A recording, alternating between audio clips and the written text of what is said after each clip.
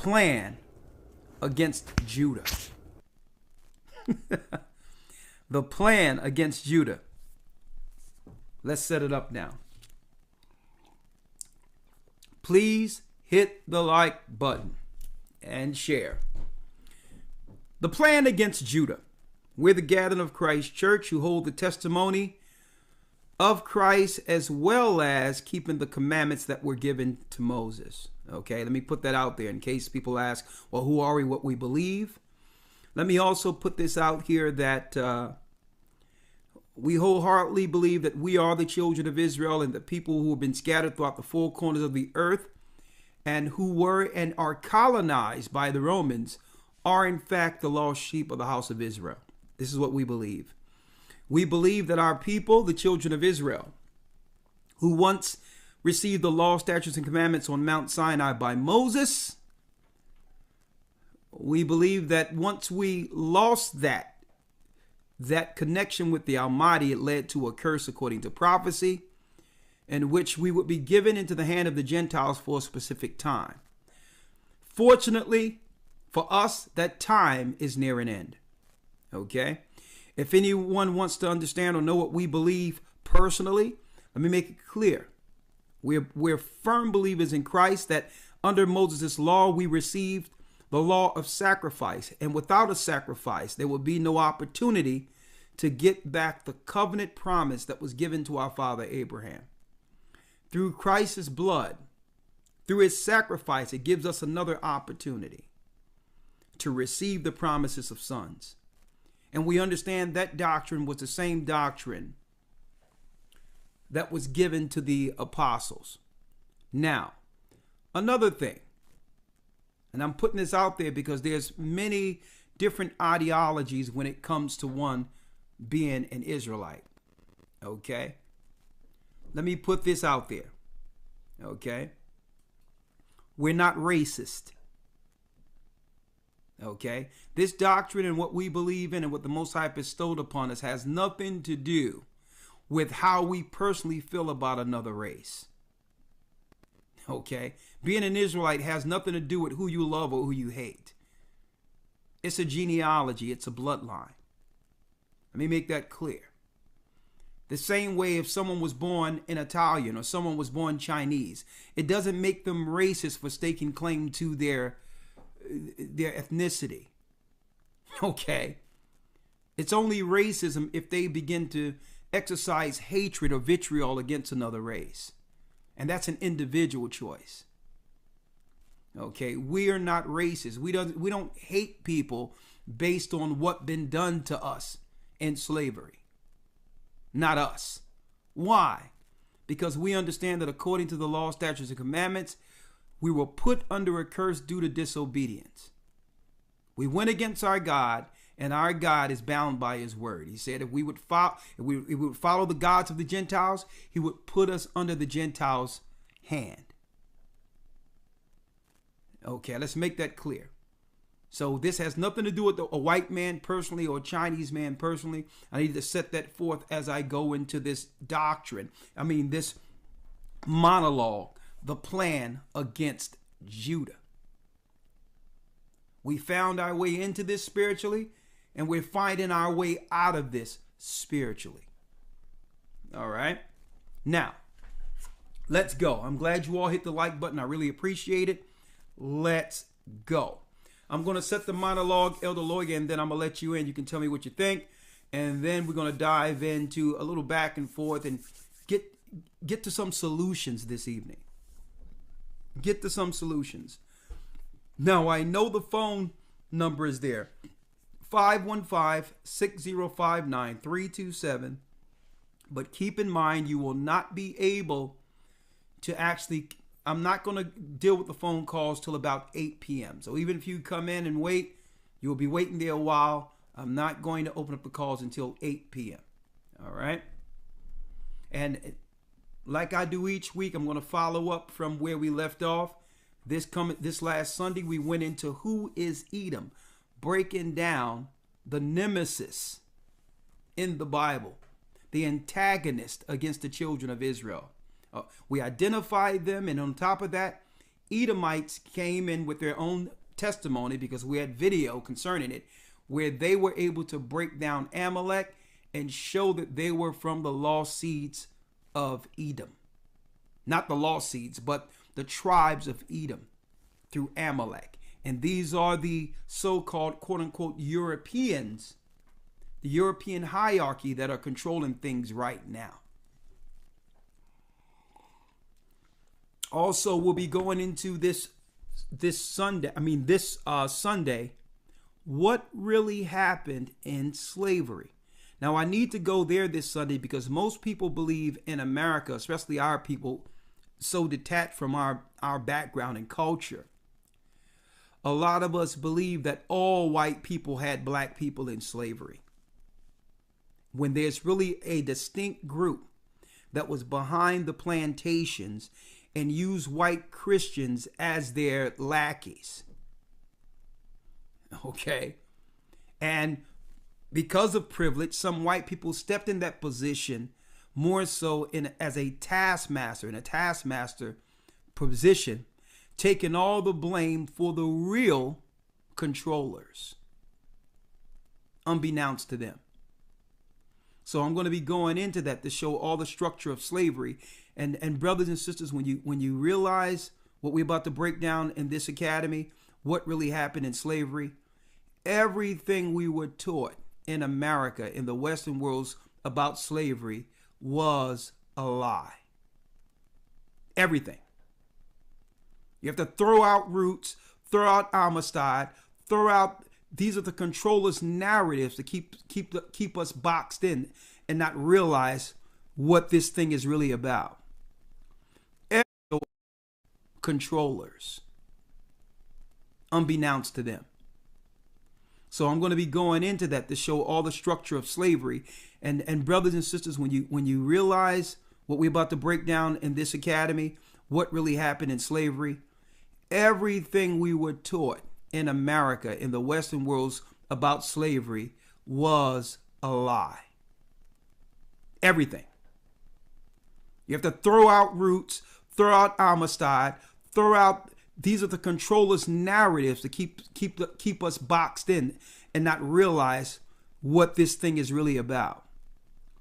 Everything they taught us about slavery through media was a lie. Everything. Throw it out. If you learned it in school, Black History Month is a joke. That's another thing. Let me put it out there. I can't stand Black History Month. Okay? First of all, it's patronizing. Second of all, we built the country, which means American history is already Black history.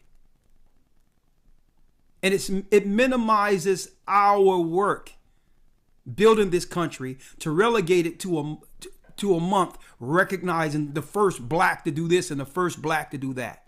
It's condescending and it's an insult on our intelligence. We don't need to be recognized for a month. The recognition is backing up off of us. That's the recognition. Allow us to worship our God freely and back up off us politically and otherwise. Okay? We don't need you pandering and looking to flatter us, talking about the first Black guy to find a peanut or something.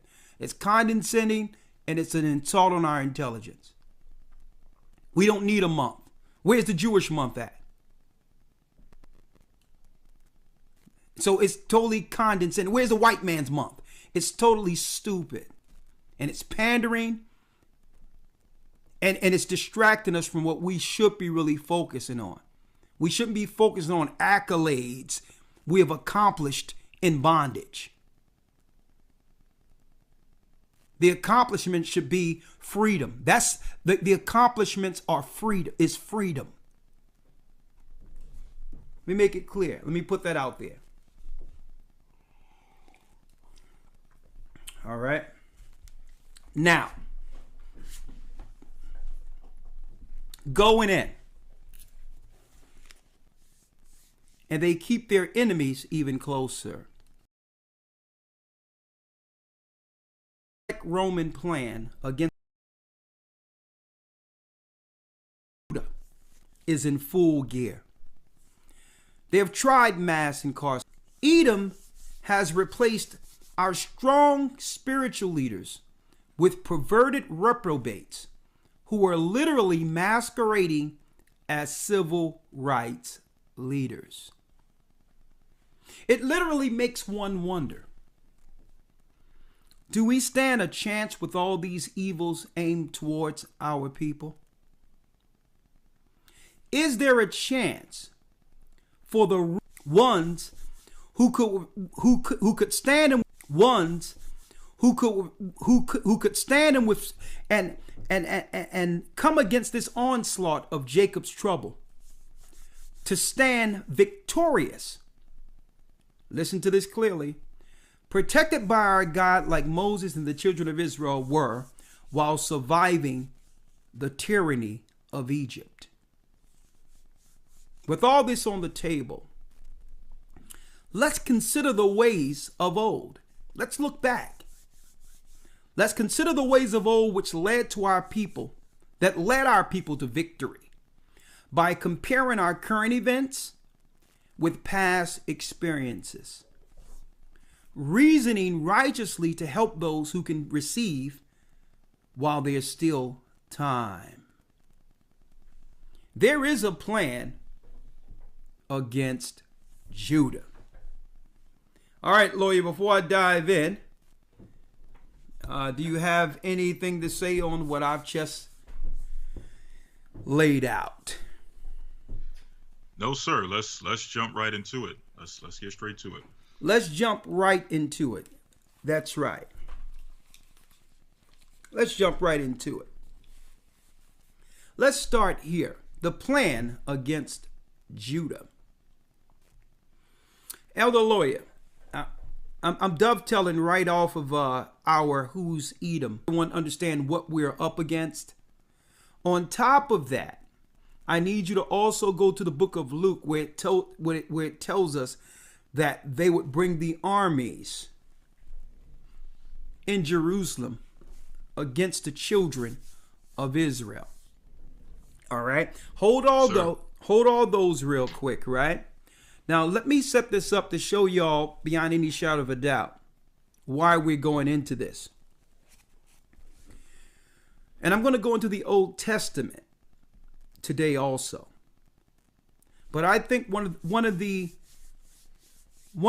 most damning things socially, politically, religiously, whatsoever that we're going through, why there's really no solution to our ills, is that we don't recognize the unseen hand that has always attacked us. We don't know about Amalek, written of in the Old Testament, who came against us while we were coming out of Egypt. And what Amalek was doing, he was at the back of the caravan, taking out our elderly, the women, and the youth. Those, because the men, our caravans, as the 12 tribes of Israel, we would have the valor and the weaponry and the troops in the front, the majority marching forward to war. And even though we had some warriors on the fringe, Amalek recognized that the majority of our protectors were in front of us. So he came behind and began to kill the elderly and the women, the most weak of our people. So that's one of the tactics, a telltale sign when you're being attacked, our people, by Amalek. But the problem is the majority of people don't know who Amalek is.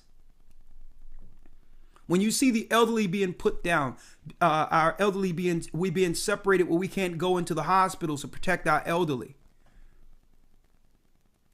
Last year, the old folks' homes were fine, and then March, they became something else where you can't even go see your own mother or father or grandmother or grandfather with the flip of a switch. And next thing you know, we're hearing about people dropping like flies. This is a political agenda against the people. But a lot of us don't have the biblical history and the understanding to who that unseen hand is. He had telltale signs, and in my lesson, Who's Edom, our lesson last Sunday, we track Esau all the way from his birth to when he became Roman emperor. when he started setting up the Idumean Herod the Greek to come against our people. And through this, folks, there's certain characteristics that you all must know. Okay? And he have put many people as proxy between him and us. But it's still his hand attacking us. Right? Now, Elder Lawyer. Right? So I'm going to go there. And I'm going to also go into the Old Testament to break down what we can control. How did we deal with these ills amongst our people when things began to get out of hand? Okay? How were we able to recalibrate as a people to protect the onslaught that was coming in all directions by the Gentile nations? Okay? I'm going to go into that too. But Elder Lawyer, let's go back to Egypt real quick. Yes, sir. The book of Exodus, chapter 1, verse 1. Now these are the names of the children of Israel which came into Egypt. Every man and his household came with Jacob. Reuben, Simeon, Levi, and Judah, Issachar, Zebulun, and Benjamin, Dan and Naphtali, Gad and Asher. And all the souls that came out of the loins of Jacob were 70 souls, for Joseph was in Egypt already. And Joseph died, and all his brethren, and all that generation. And the children of Israel were fruitful and increased abundantly, and multiplied, and waxed exceeding mighty, and the land was filled with them. Go on. And the land was filled with them. The children of Israel beginning to multiply in a strange land. Read. Verse 8. Now there arose up a new king over Egypt, which knew not Joseph. And he said unto his people, Behold, the people of the children of Israel are more and mightier than we. Come on, let us deal wisely with them, lest they multiply, and it come to pass that when there falleth out any war, they join also unto our enemies and fight against us, and so get them up out of the land. So get them up out of the land, because we ruled Upper Egypt during the Hyksos period. So it's now they're saying, well, listen, let's get them out of political position. Now, once we move them and usurp their position, we'll begin to make policies against the multiplying of these people. We are afraid that if they multiply beyond control, they'll now join our enemies in war and take us down. Now, Pharaoh was paranoid. Why? Because now you have a foreign nation, Shemites, who knows all the ins, outs, and secrets, security and otherwise, of the Egyptians. So that Pharaoh got paranoid and said, well, listen, these guys know all our inner workings, but they're serving another God. If we don't control these people, they're going to use the secrets they've learned amongst us against us by joining in war against another nation. So the king got paranoid and began to say, what? Let's get them out of political office. Let's get them out of a position of influence. So once they got us out of those political positions, they planned their depopulation. Let's go. Yes, sir. What was the depopulation?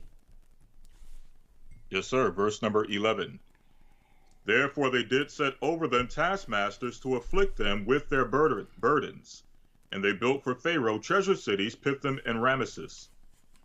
But the more they afflicted them, the more they multiplied and grew, and they were grieved because of the children of Israel. So even though we were being oppressed and afflicted through policy by the Egyptians, the Most High still blessed his nation to continue to do what? Multiply. Make good with whatever blessings the Most High have given us, even under tyranny. To find a space of happiness, to still love our nation enough to continue to have children. We adapted. Being oppressed under Egypt, the Egyptians try to bribe us. They try to do certain things. They try to take things away. But still, brothers and sisters, no matter what political tactic they used, we survived it. And it was all to make us acquiesce and be more dependent on the Egyptian government than the God of our fathers. Okay, so they tried all types of political tactics to make us subservient, to make us dependent on the Egyptian structure. Same as today. So let's see what tactic they used, their final tactic, when we continue to multiply. Verse number 13. And the Egyptians made the children of Israel to serve with rigor, and they made their lives bitter with hard bondage, in mortar and in brick, and in all manner of service in the field. All their service wherein they made them serve was with rigor. Come on. And the king of Egypt spake to the Hebrew midwives, of the which the name of one was Shiphrah, and the name of the other service wherein they made them. Made the children of Israel to serve with rigor, and they made their lives bitter with hard bondage, in mortar and in brick, and in all manner of service in the field. All their service wherein they made them serve was with rigor. Come on. And the king of Egypt spake to the Hebrew midwives, of the which the name of one was Shiphrah, and the name of the other Puah. Verse 16. And he said, when ye do the office of a midwife to the Hebrew women, and see them upon the stools, if it be a son, then ye shall kill him. But if it be a daughter, then she shall live. But so now they plan to do what? Target the male child, to kill off the male child who was prophesied to bring upon birth.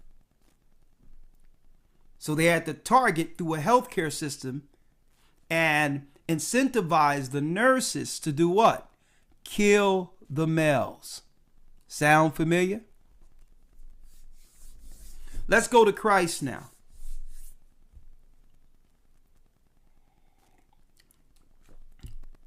Matthew, elder lawyer. Where is he that is born King of the Jews? For we have heard his star, or we've seen his star in the east, and are come to worship him. When Herod the king had heard these things, he was troubled, and all Jerusalem with him. Now Herod, brothers and sisters, is an Idumean, an Edomite. An Idumean, his family converted during the time of Hyrcanus.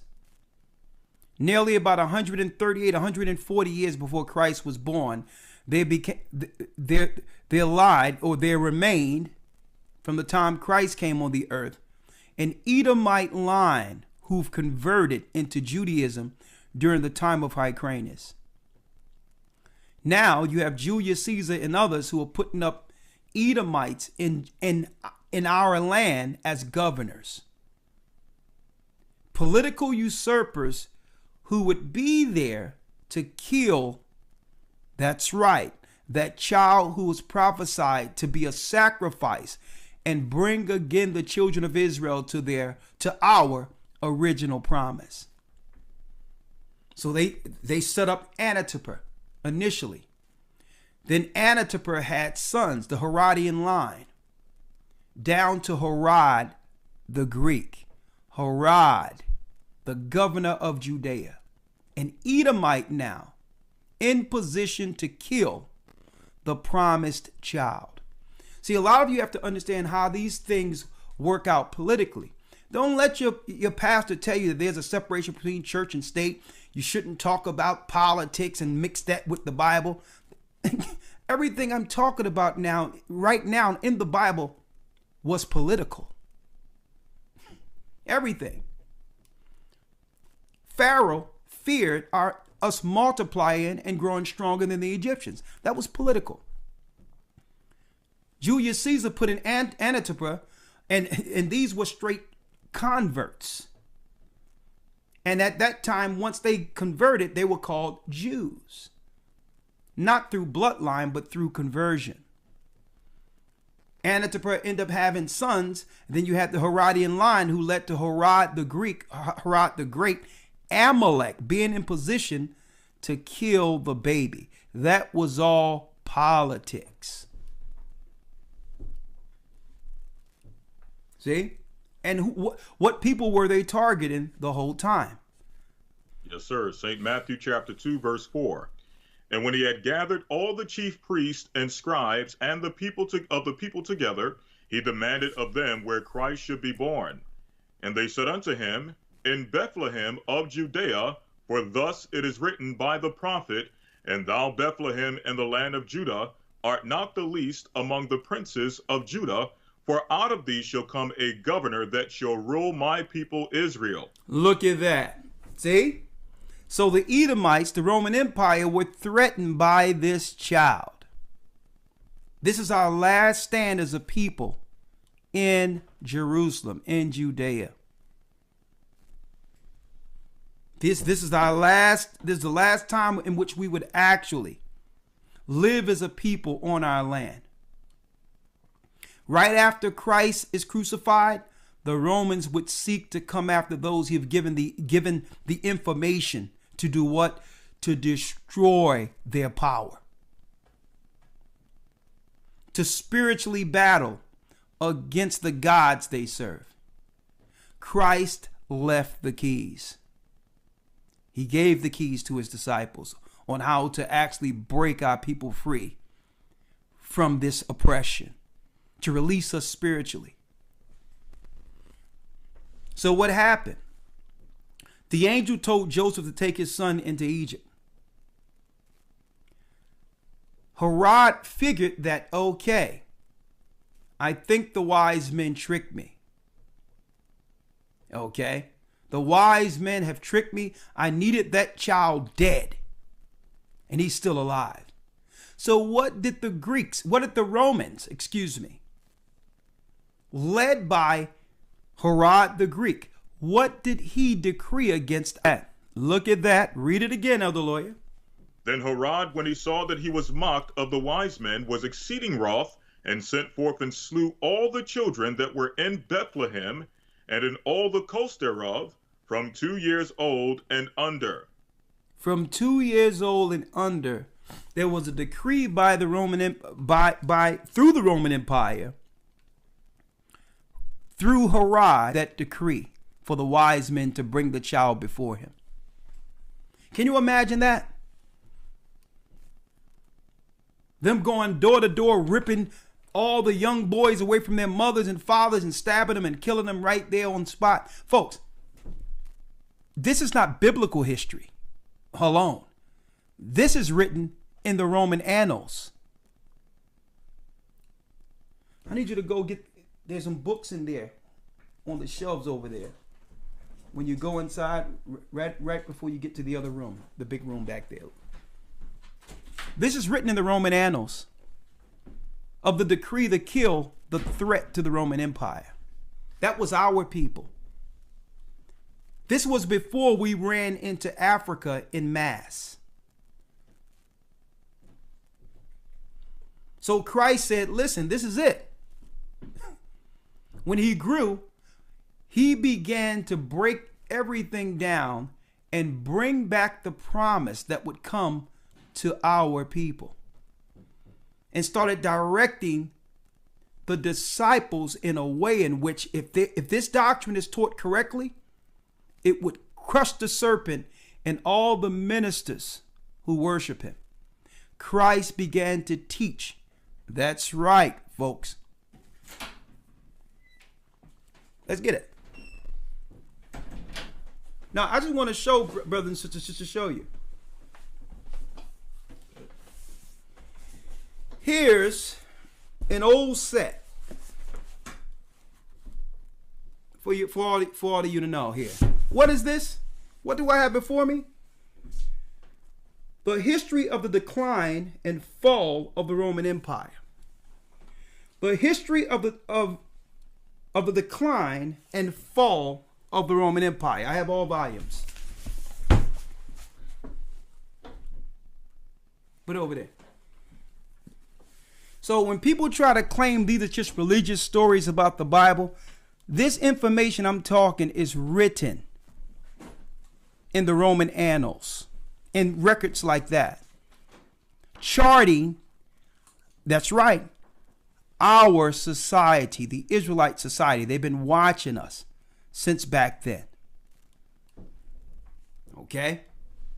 So when they try to claim this is a religious thing, it's way deeper than that. Christ gave us the keys to be able to do what? Shine light on darkness and expose Amalek, because the Bible tells us that the end will not come until that man of sin be revealed.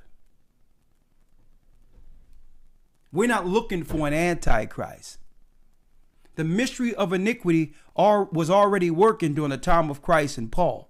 It's just time that now the seals have been broken to reveal them. Okay?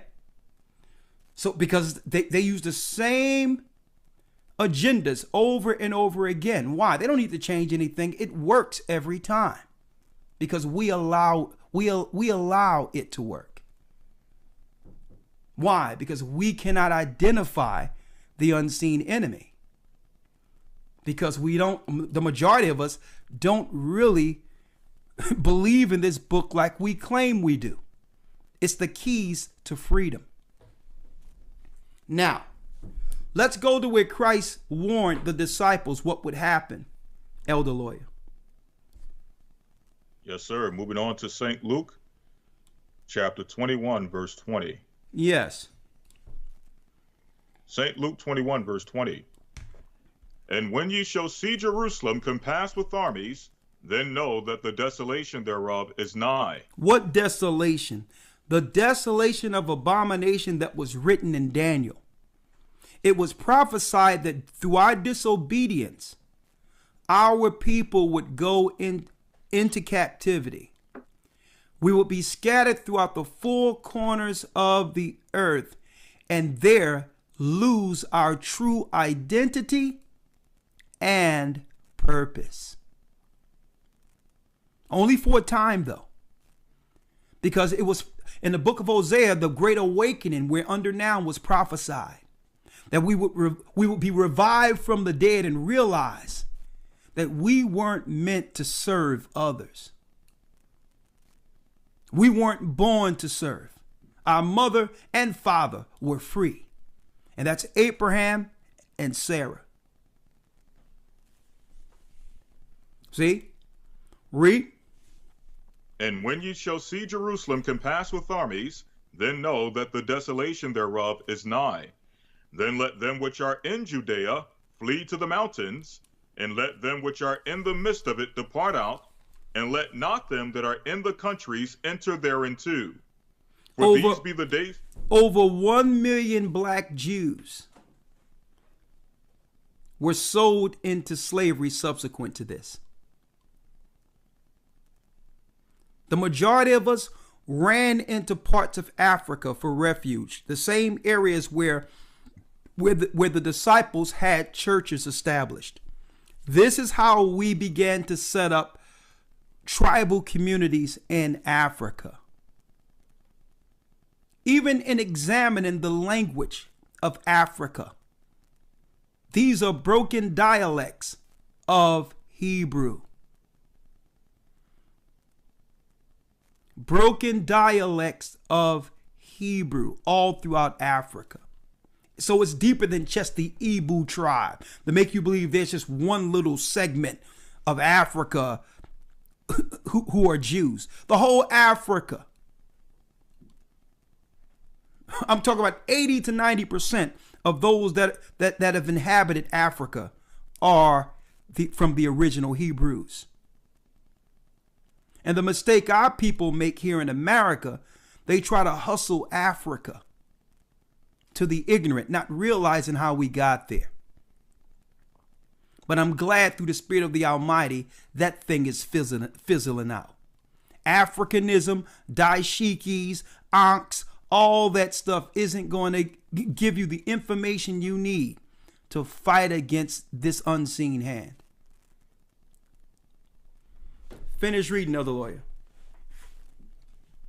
Son, they're using the same agendas as ancient Egypt. That's why they use the pyramid as their image, as their emblem for the one world order.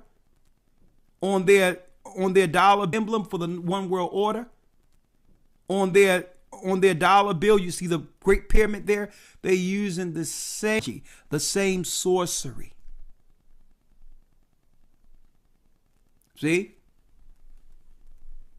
And even till this day, what's going on? You got it.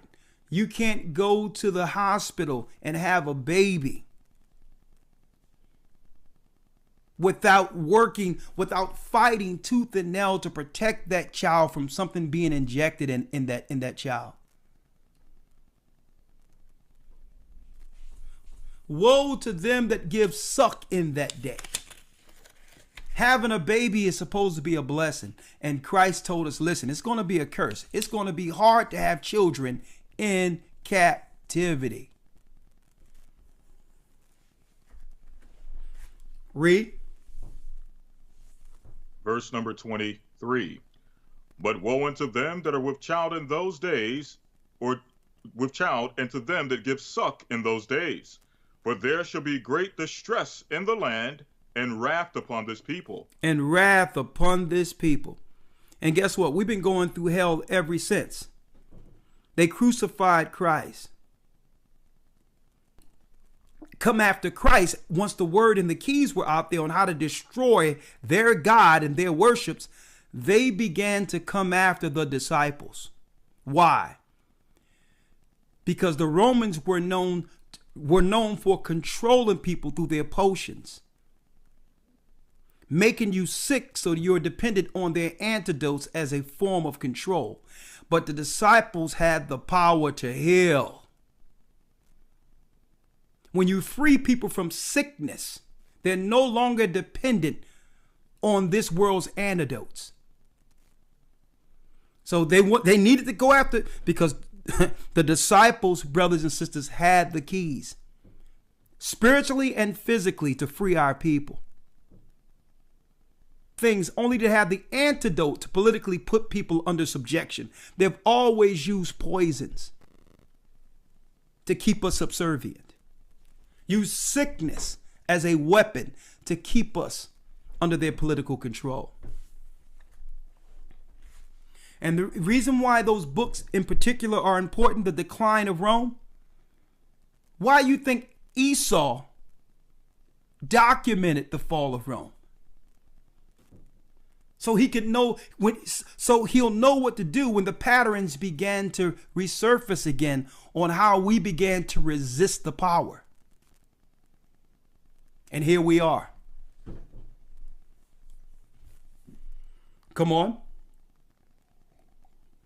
Verse number 24.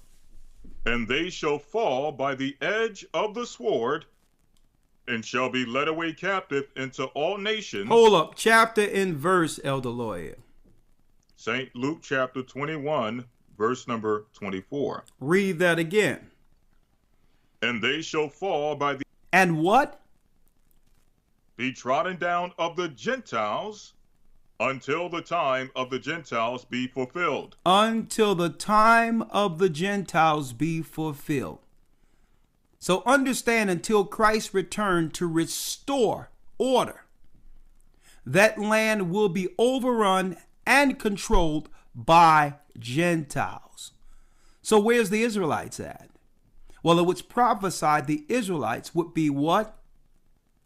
Led away captive into all nations until the times of the Gentiles be fulfilled.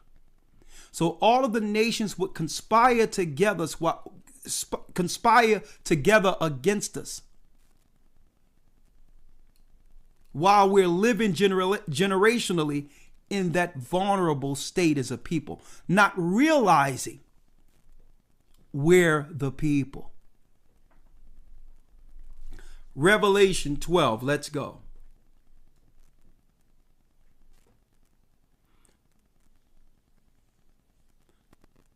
Revelation chapter 12, verse 1. Come on. And there appeared a great wonder in heaven, a woman clothed with the sun and the moon under her feet, and upon her head a crown of... Read. Verse 3.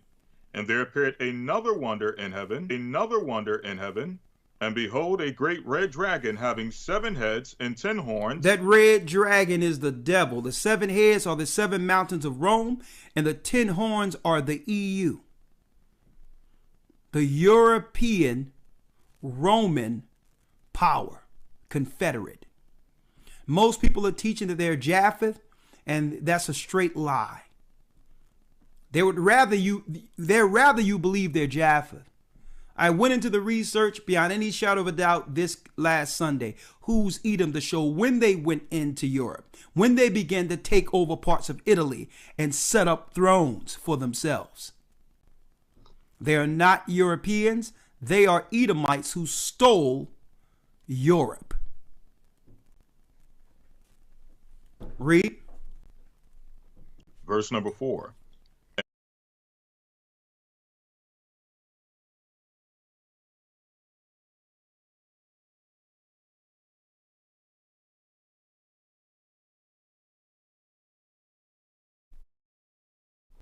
Verse number 4. And his tail drew the 3rd part of the stars of heaven, and did cast them to the earth. And the dragon stood before the woman which was ready to be delivered, for to devour her child as soon as it was born. As soon as it was born, the serpent was looking to destroy the child, Christ. And who was their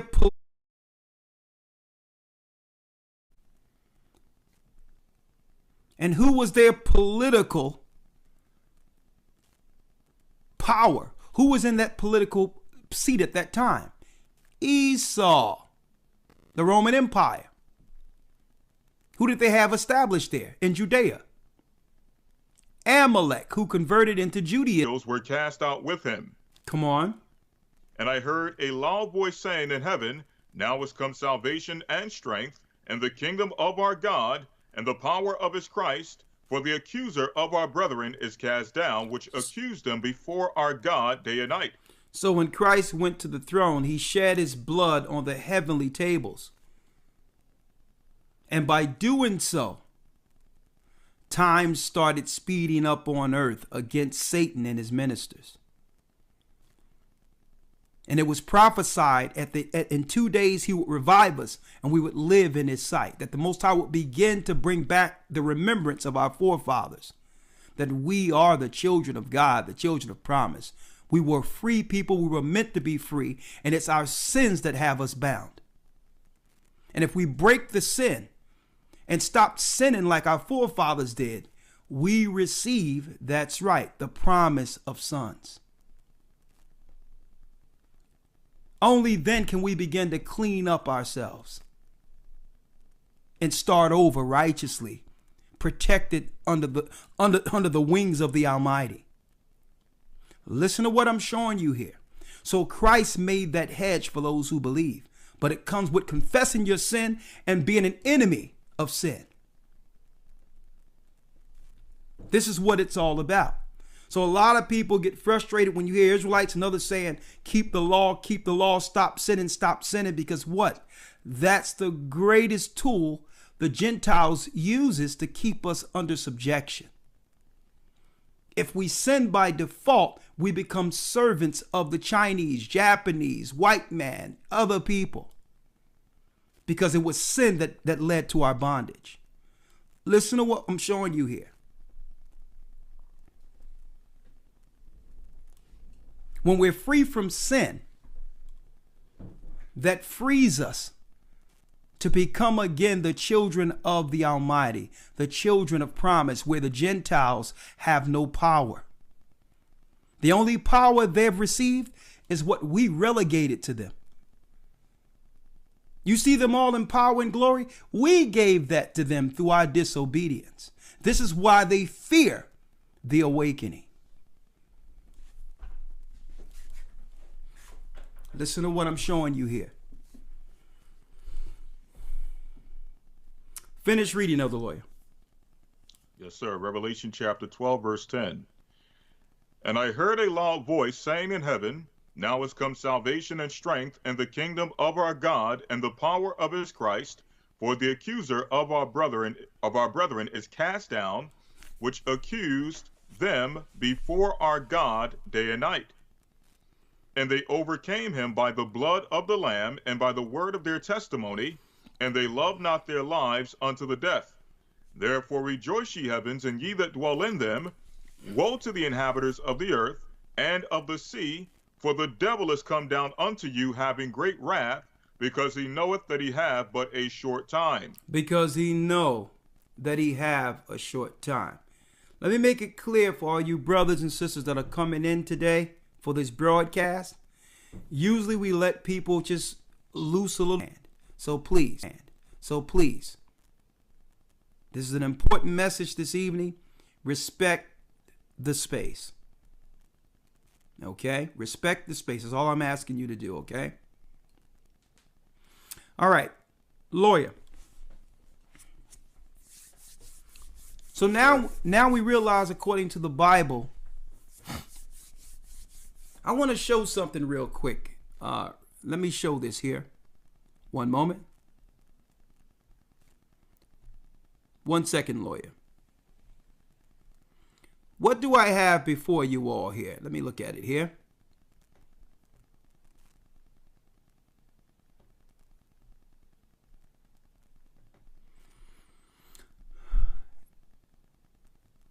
Look at this. Regular mainstream news. Your centralvalley.com health. Here's an article. Fewer black kids getting flu shots. It's worrying the CDC. Like, what's going on here? Why do you care? Why do you care what demographic of people, since we're all free people to make a choice? Since we're all free people to make a choice. Why do you care about how many black children are getting flu shots?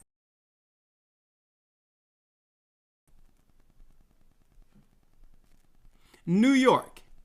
More Americans have been getting flu shots this year. Right? Now there's something else I wanted to show. Right? Someone sent me this, and thank you all for the articles you sent. I mean, Yahoo News. Check out this article, folks. Now, we've just experienced what you would call an uprising or storming of the Capitol of what they would call white right-wing extremists, right? But look who they say are the potential terrorist threats for the Super Bowl. Not that I would believe anything that they would, even that storming of the Capitol was politically driven. Only believe what you see amongst you, folks. Here are the potential terrorist threats to the Super Bowl according to the FBI and DHS. Look at this. Look at this hot mess. Iran, the Islamic State group. Okay, well, if they say so, I don't have no dog in that fight. And domestic extremist. Listen to this. Check this out, folks. These are assessment obtained by Yahoo News. January 27th document. A federal agency including FBI and Department of Homeland Security and local law enforcement notes that there is no information to specific credible threat plan against the Super Bowl, but outlines a variety of potential threats, from terrorists poisoning the food or water supply to an attack using commercial drones. Also states the FBI and the DHS remain concerned about potentially retaliatory attacks by Iran. Now, I need y'all to check this out because I was doing some research on some of this.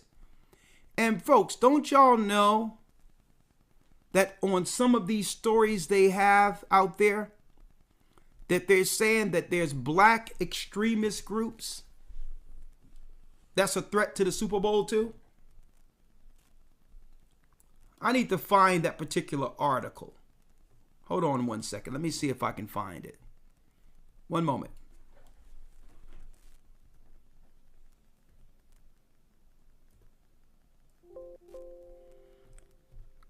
Let me see if I can find it.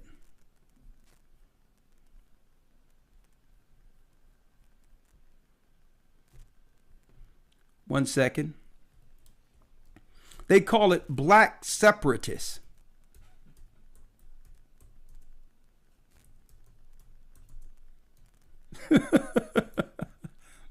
Let me see if I can find it real quick, brothers and sisters. One moment. Let's see here.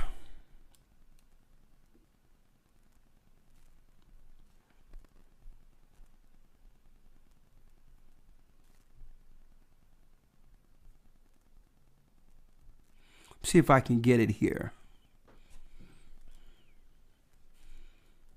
Bear with me, brothers and sisters. Let me see if I can find it.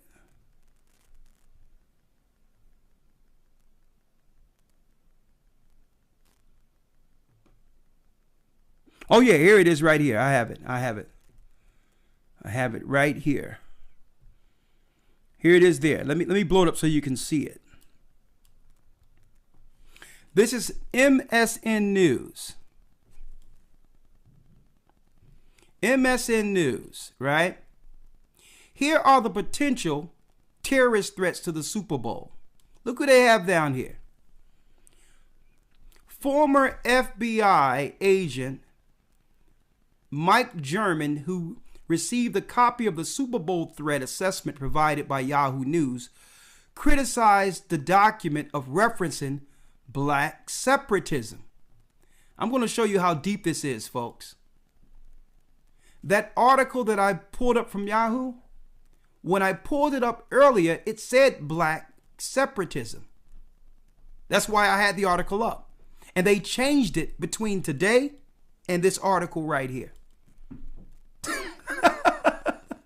See how they keep trying to throw us in as if some black people are looking to overthrow and do something against the government? Folks, our people ain't planning no stuff against anyone.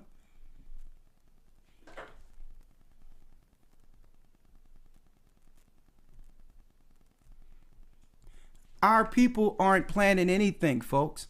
They're trying to shape a narrative so that they can have some type of canned act that happens and blame it on black people. And I'm putting it out there right now. There is no black separatists and all that, some group trying to get with other black people against government. That doesn't exist. I mean, like I said in the academy the other week, you'll be hard pressed to find black people that can give you all the ingredients in the hood to pancake mix, let alone mixing up some bombs to do something. Don't believe it. When they put it out there, don't follow it. They're looking to turn this white extremist thing. They usually start with white people, only to put something on the books politically that they'll use after they now switch the narrative from white supremacist to black separatist. So I'm just putting it out there before it happens so that you'll understand and know that this is a political ploy, a political tool to destroy and come against our people. Now, let me set it up now once more. How many people we have in here now?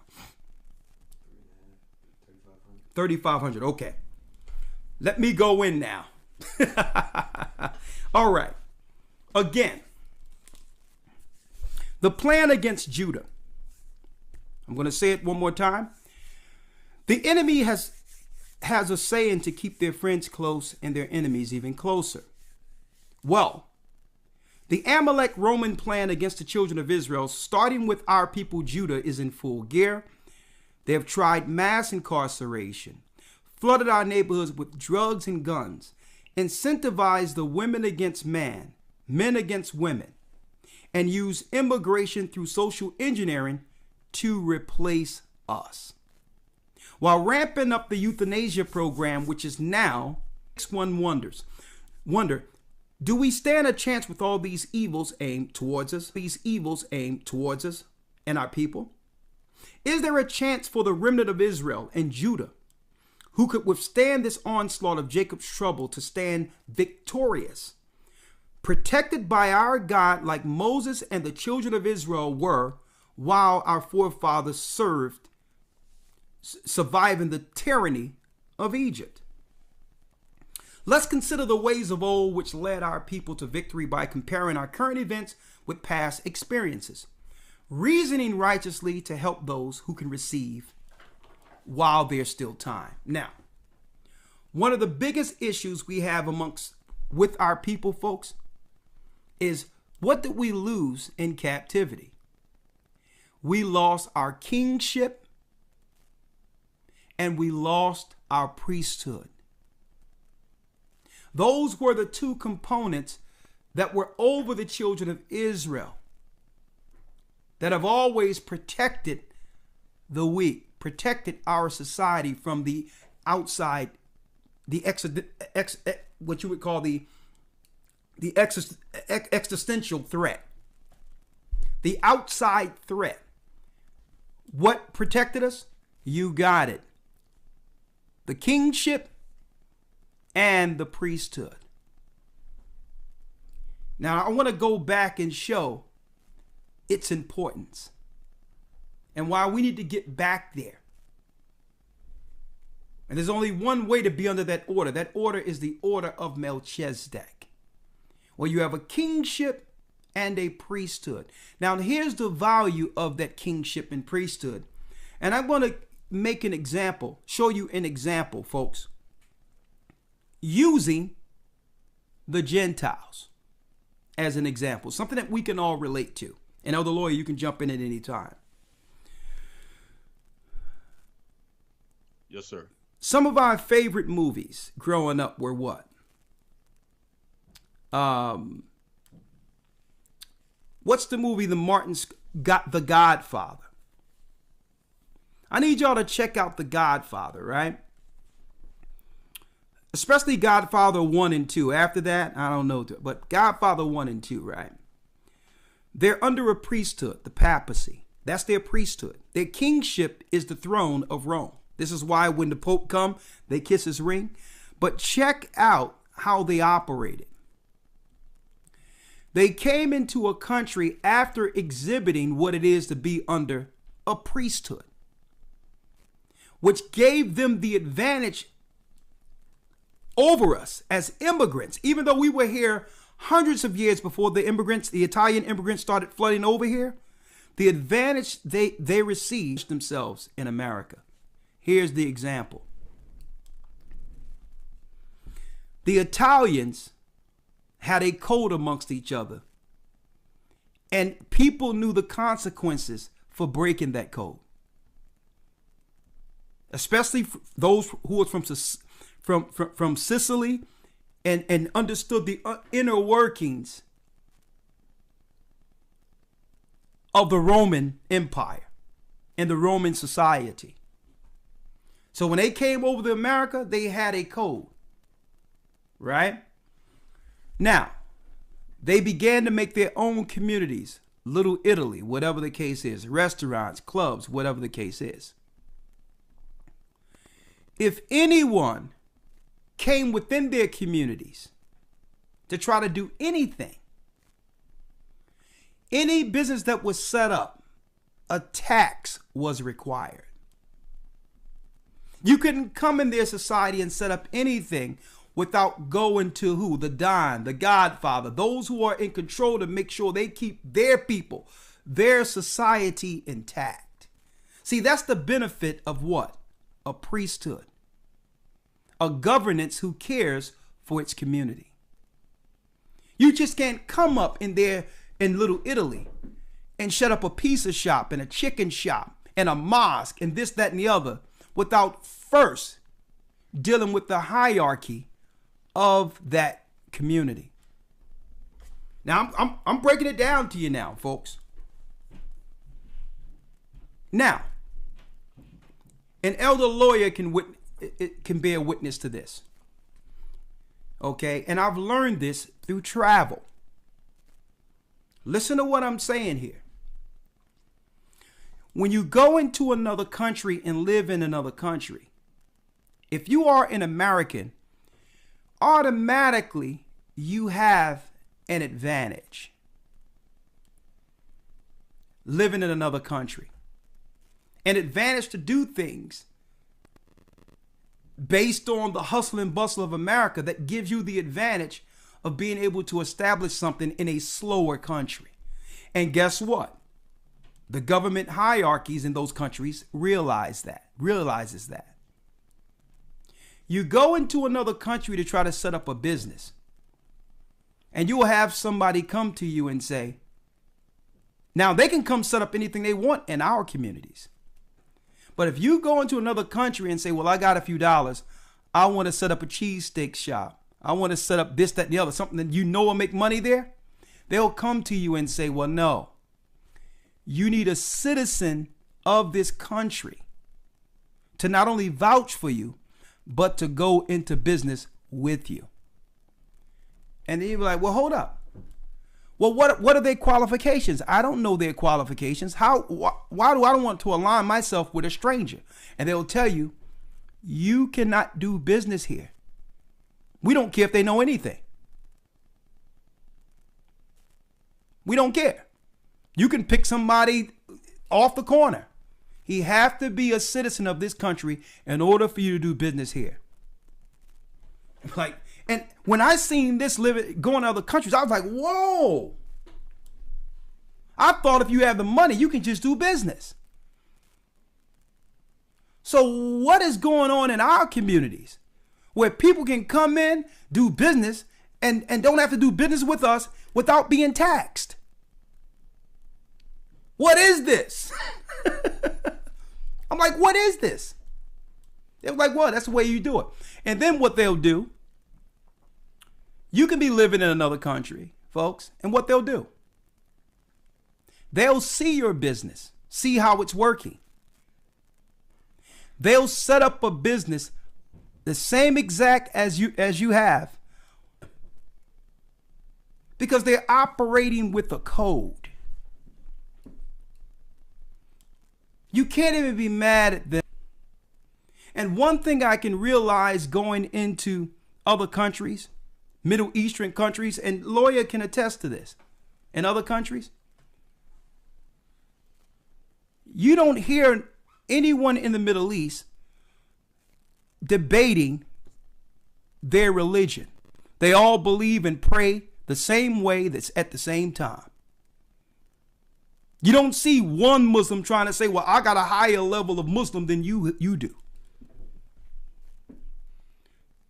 The Italians aren't arguing over who's the better debater within the Italians.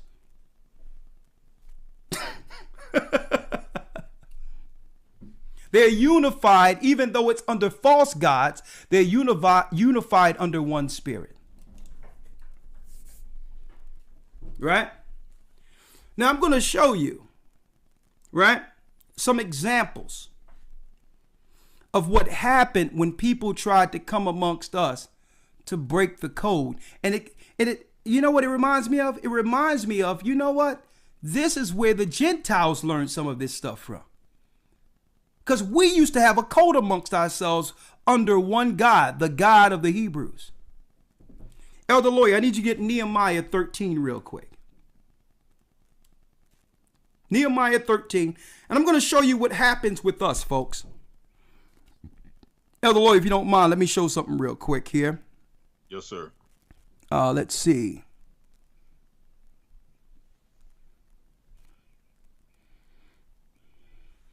Let's see here. 1 second.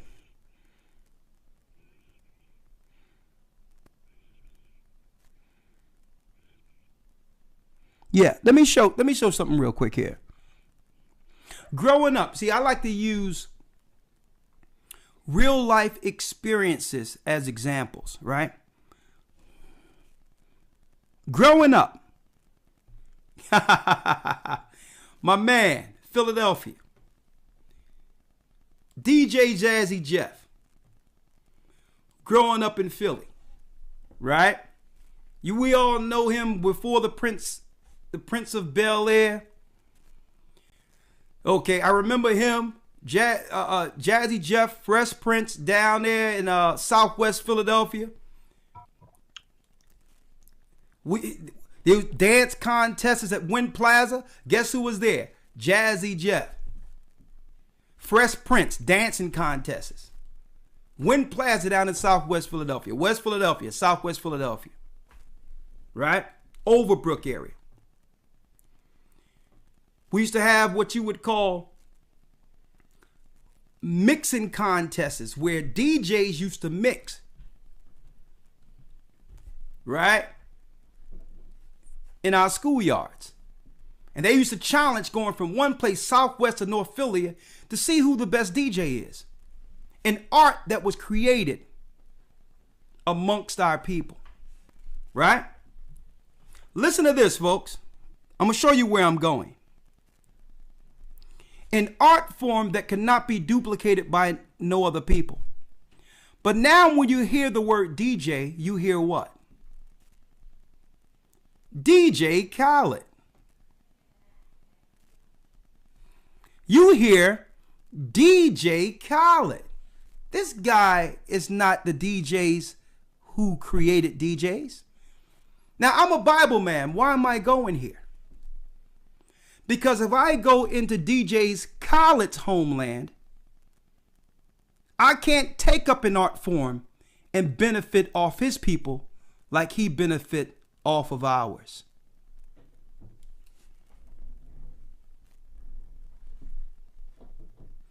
I need y'all to check this out, folks. I need y'all to check this out. When did this guy replace our people? And how do we sit back and just allow this to continue to happen to us? There's no priesthood. And on top of no priesthood, folks, there's no kingship.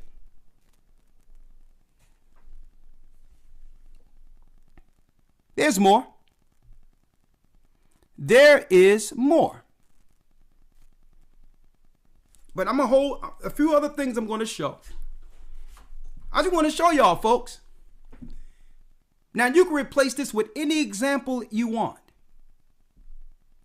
But can you imagine this guy going into an Italian neighborhood talking about, yeah, I want to set up a pizza shop. Yeah, Fugazi. Could you imagine that?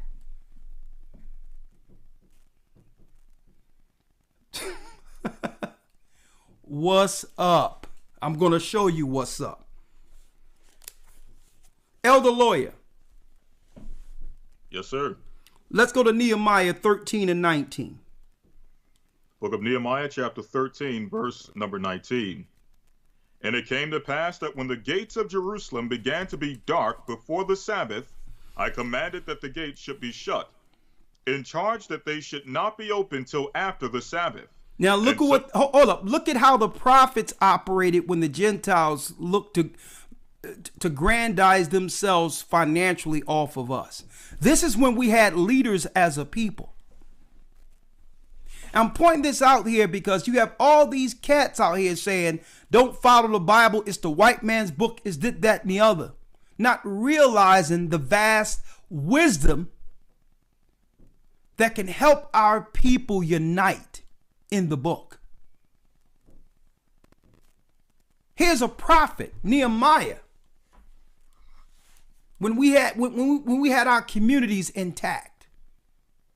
Read it again. Yes, sir. Nehemiah 13, verse 19.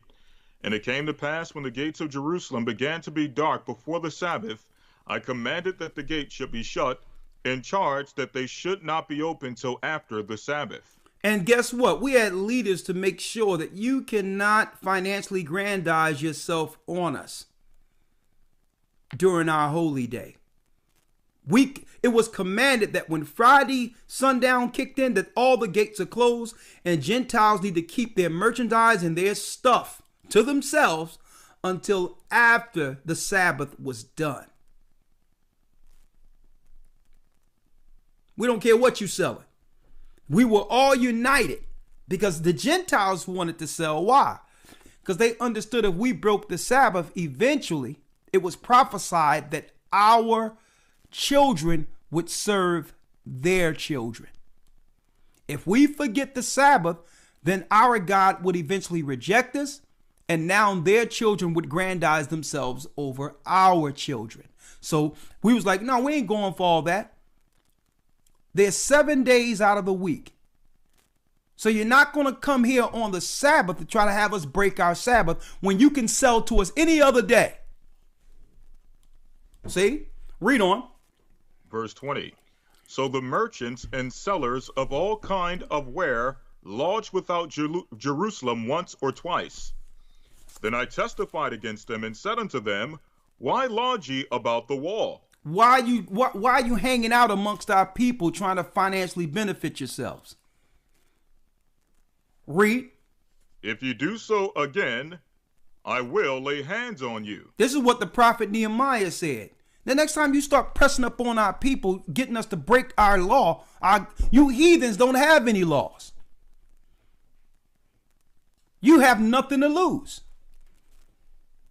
So you come back on a regular day outside the day that you know our people have hallowed to our God. See? Nehemiah said, you keep on, so you wouldn't have Khalid, you wouldn't have Asian people saying bye, bye, bye. You wouldn't have none of this crap if the priesthood was intact. None of this crap would be in place. Like, listen, if you want to do business with us, you do business on our terms. And our terms are predicated off of our God. We worship together, we believe together. We do everything together. And you are not going to break that bond. Okay? If you're going to benefit, you're going to do business with me. And I set the terms because I'm bringing the money. And that's what our people don't realize. We're talking about reparations and everything else when all the money that we have circulating amongst ourselves. And if we implemented these laws, there would be no begging Esau or any other people for anything. Like, nah, you don't do business with Israel without a tax. That's the law. You don't come selling things to us on our day. We set the terms because we're holding the bag. You're going to respect our culture. You're not going to be a culture vulture. Either you do business on our terms or go back to your country and see how it fares. But that can't happen. Why? Because we are not united under one priesthood. We don't respect the priesthood that was given to us. Elder Lawyer. Yes, sir. I need you to go to Ezekiel 28 and 12.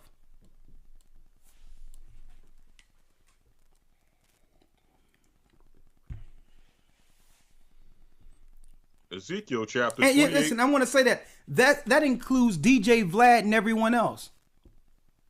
Something is seriously wrong with our people who big up all these people. Who have actually developed, serious wealth off of the back of what we created organically. And no one see anything wrong with this? There's no priesthood. There's no rallying together under what's right. And that's the problem. And you know what? That's why the enemy is planning what he's planning. Due to this same disorganization.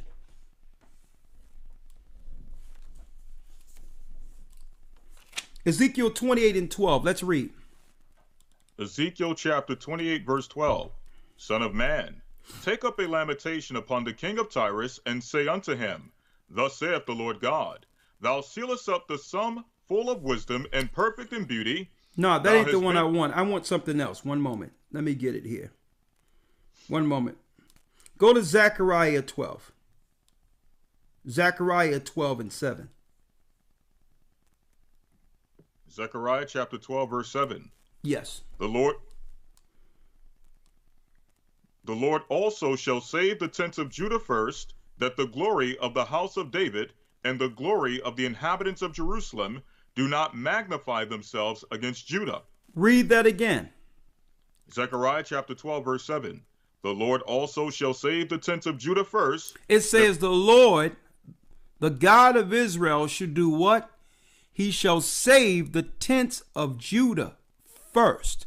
Judah is the kingship. We lost the kingship under Jeconiah. Christ came through that bloodline of kings. We're those people. And at the very end, the Most High says that he would do what? Save the tents of Judah first. He would save the tents of Judah first. Our people. Why is he trying to unite the blacks in America, who's Judah, first? Because, listen, read it. That the glory of the house of David and the glory of the inhabitants of Jerusalem do not magnify themselves against Judah. So that the other tribes who haven't lost all that what we've lost doesn't come together and magnify themselves against us. They're still family oriented. They still have traditional values. Their woman hasn't been separated from them. Their family's still intact, and they have ancient values that if we came together, by default, they would magnify themselves against Judah. So the Most High did what? He used Judah to wake up the tribes so that they could appreciate an order, a priesthood, a kingship, and not magnify themselves against it. And what we're saying is when you study the days of old, our old ways, the ancient ways, brothers and sisters, listen to me clearly. It was at one time we as a people were united under one God, one kingship under Judah, and one priesthood through Levi. And through that, God protected all of us. And it's time for us to stop arguing and going back and forth at each other and all that. You know, even though the Gentile Esau is trying to use the immigrants who are Latinos as proxy against us. And I said it before, don't allow them. Come on in if they let you in and unite with Judah. Or you're going to find yourselves fighting against our God. And I wanted to put that out there. We got to have, and there's this thing out there where you have brothers who are foundational black Americans and all that are now trying to throw shade on the other tribes and those who weren't born here as if we're separated. We need to destroy that too and come under the proper order. We're one. And the only way we can become one again righteously and protect ourselves, because obviously we all want the same thing. But in order to do so, we must unite and make a code amongst ourselves first, according to that order. Like the example I made earlier, I was able to go into other countries and see how they deal with things. You may have a few dollars and work and get some dollars and say, okay, I'm going to set up a business to sustain. And then you go to them and they be like, yo, I want to set up a business. They be like, well, no, this is not your nationality home. You can't set up a business here unless you use my cousin, Ahmed. Well, who is this guy? Oh, he's my cousin. You can use him so he can steal your business. And I'm like, man, in America, we don't do stuff like that. You can come over here and you can set up stores as long as you got the money. They say, listen, they'll tell you right out, it's not the same in the rest of the world. You can't come into my community and benefit financially off of my people and not give them a cut. I'm like, what? Are we the only ones left out of the loop? Absolutely yes. If we come together and be like, well, no. They can open up the floodgates and immigration all they want. But if you have a store and all that, and you're not helping the community, guess what? You can find out what's in the store, and we'll set up our own store with the same products and do what? Wait you out.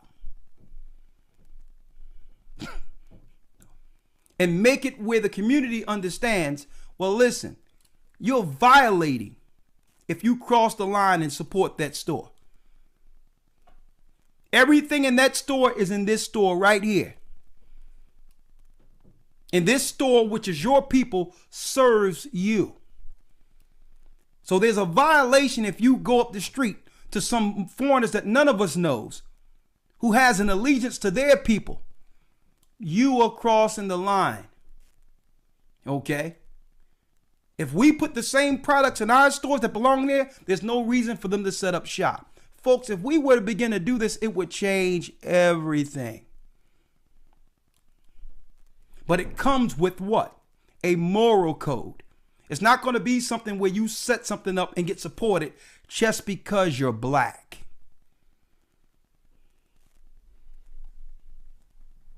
Okay? You also must be what? A useful asset to your people. Morally, traditionally, according to a law. Now, there's some other things I wanted to bring out. Right? But before I do, Elder Lawyer, anything you would have to want to say in particular? Yes, sir. Just dealing on the side of some of the things you were mentioning as far as the uniting of the tribes of Israel and making sure we're not getting caught up in any of the propaganda that may be out there that keeps us separated and keeps us divided. Okay? When I say keep us separated, keep us divided, speaking about all 12 tribes. Okay? We understand how they try to use our people against us or use us against each other politically. But we can't fall for the trick bag. The overall goal of the Most High, when you go to the book of Isaiah 11, I'm going to read this real quick. And then I want to read a few excerpts from a few different records, just showing that the idea of us uniting and actually having the gifts amongst us to build our own, right, is not something that's foreign. It's something that we have done and something that we have strived to fulfill in the past. Okay? But going to the book of Isaiah 11, verse number 13. In fact, I'll start at verse 12. And he shall set up an ensign for the nations and shall assemble the outcast of Israel and gather together the dispersed of Judah from the four corners of the earth. So the Most High's goal, the Most High's plan is to unite all 12 tribes, the outcast of Israel and the dispersed of Judah. And when this happens, it says what? The envy also of Ephraim shall depart. So yes, there is division, there is separation. There are, differences amongst the tribes that must be resolved and only can be resolved through the Bible, through the laws, and through Christ. And the adversaries of Judah shall be cut off. Ephraim shall not envy Judah, and Judah shall not vex Ephraim. And that's the spirit we're moving towards. We're not moving towards the spirit of falling for the political games that this system will play to keep us divided, but to link into the spirit of the Most High and keeping his commandments and following the gospel of Christ, which will in turn unite us. Exactly. Go on. Yes, sir. I want to read a few things. This is coming from Babylon at Timbuktu, page 90. Many of you are familiar with this excerpt, just showing that when our people come together in the right mindset, in the spirit of the Most High, there's nothing that we cannot do. On page 90, it says this: because of the stability of the Black Jewish culture, the Jews were not absorbed into the autochthonous population. In fact, the Jews absorbed some of the native tribes. The Jews made use of every opportunity. They were an industrious, not lazy like they like to promote us, but industrious and skillful people. In the Jewish Ghanaian states were found kings, princes, governors, generals, secretaries, treasurers, revenue agents, judges, architects, engineers, doctors, historians, language interpreters, mathematicians, jewelers, sculptors, masons, carpenters, painters of art, goldsmiths, leather workers, potters, armorers, saddlers, blacksmiths, agriculturalists, etc., which means the list goes on and on. So in other words, any type of gift or skill that is necessary or that is needed to build and to create a society, okay, an autonomous society amongst ourselves is possible, okay? You have our people both in the truth as well as those who are on the outside of the faith, who are, like the Bible speaks of, the harvest is ready, right? The harvest is plenteous, but the laborers are few. Many of these people are waiting to receive something outside of what they've been hearing all of their lives. They're waiting for truth. They're waiting to be converted. So if you can imagine all of these skills being brought together unto the fold of Christ for the use of building something outside of this system that we've all come to realize has been working against us ever since we've been here. We've been here. As the elder stated, we don't need to beg anyone for reparations or beg anyone for anything to put us in a position to do for us. All of those skills are amongst us. Now, one last thing before I hand it back over, Elder Karshiyar, I have another book called New World A-Coming, okay? And this is by Roy Otley. And this is actually, I believe this book is from the 40s. And they have a chapter in this book dedicated solely to the Black Jews who were in existence in, I believe this is specifically focusing on New York City, okay, Harlem to be exact, to show you that Israelites in America, Black people labored or cleaving to the identity of being Israelites in America is not a new phenomenon. This is something that's been going on for centuries. We've always cleaved to the understanding of being the children of Israel. Now, one thing that is highlighted here is that when we did that, we began to actually deal with a spirit of self-sufficiency.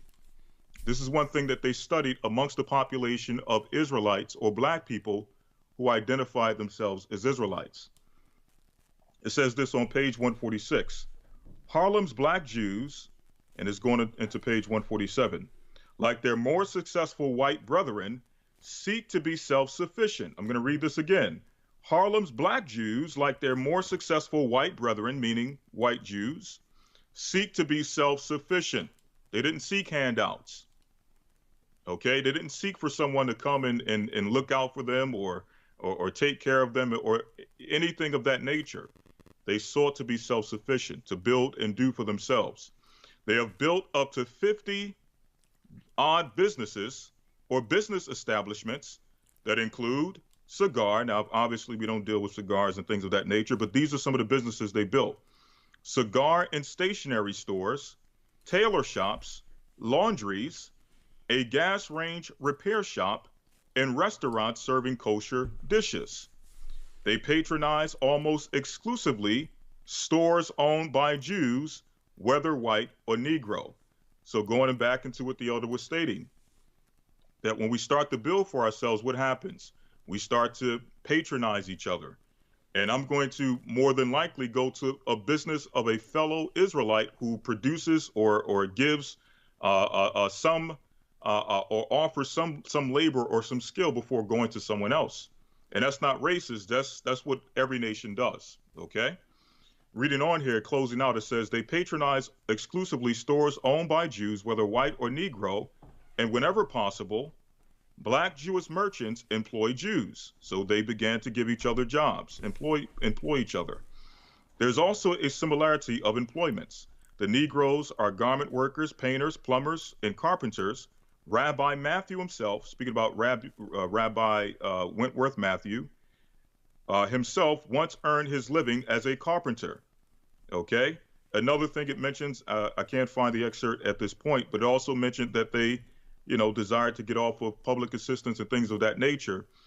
These are things that we sought to do, but it first had to come with a spiritual movement, us realizing who we were, our nationality, but also linking that into something spiritual.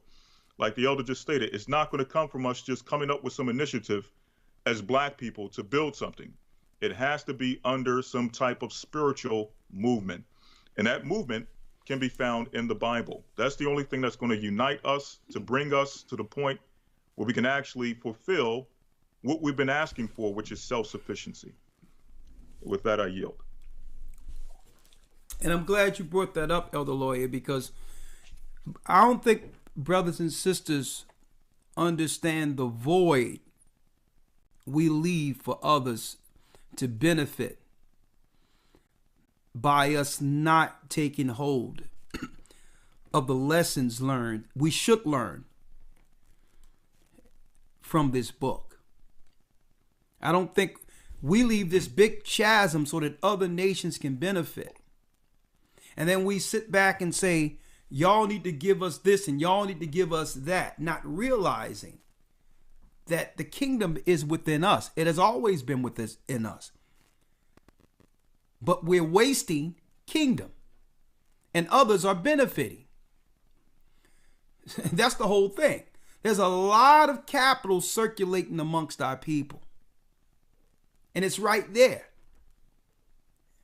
But we're still waiting for someone to sign a bill to give us something, when if we implemented these rules, folks, our people would be an economic juggernaut to be reckoned with.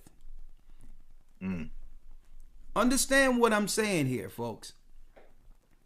And I'm going to show you some examples of the void that's left in between us, and how it doesn't matter what laws they pass or executive orders, how we can circumvent everything they're doing.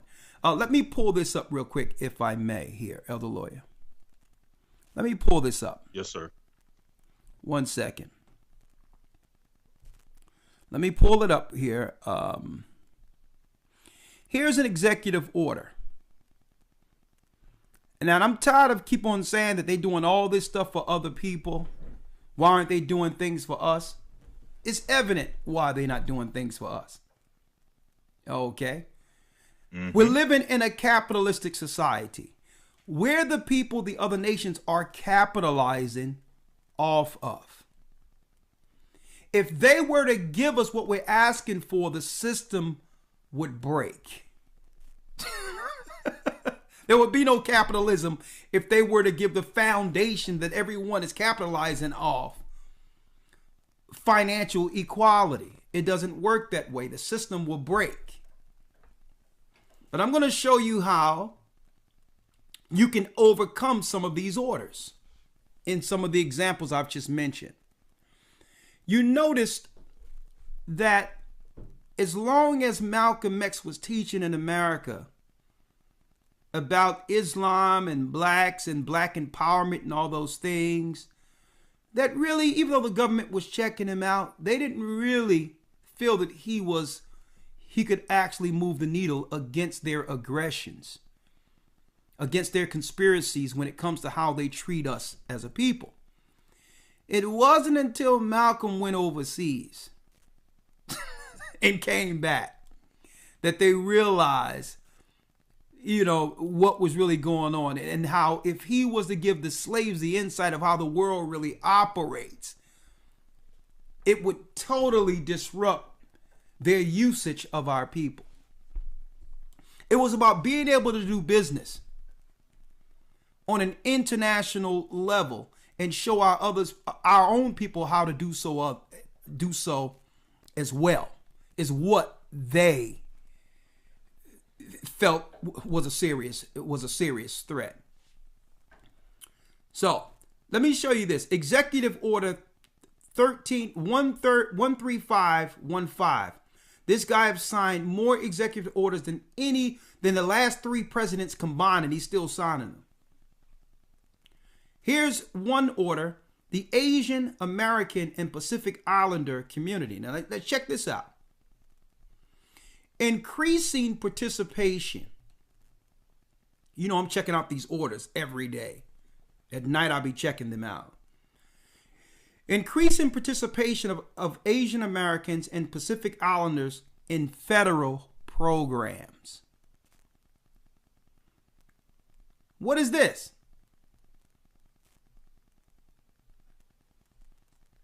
Not only health insurance, folks, grants and all that. Where's this money coming from? This is the money that's allocated under, you got it, the Civil Rights Act. They're getting more money to save here in America over us.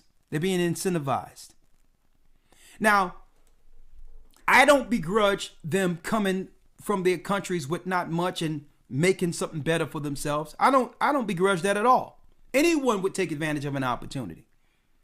But I need y'all to examine what's going on, folks. They're doing orders to cut even deeper into the pie that belong to our people who died fighting for civil rights. More grants and all that to set up more businesses here.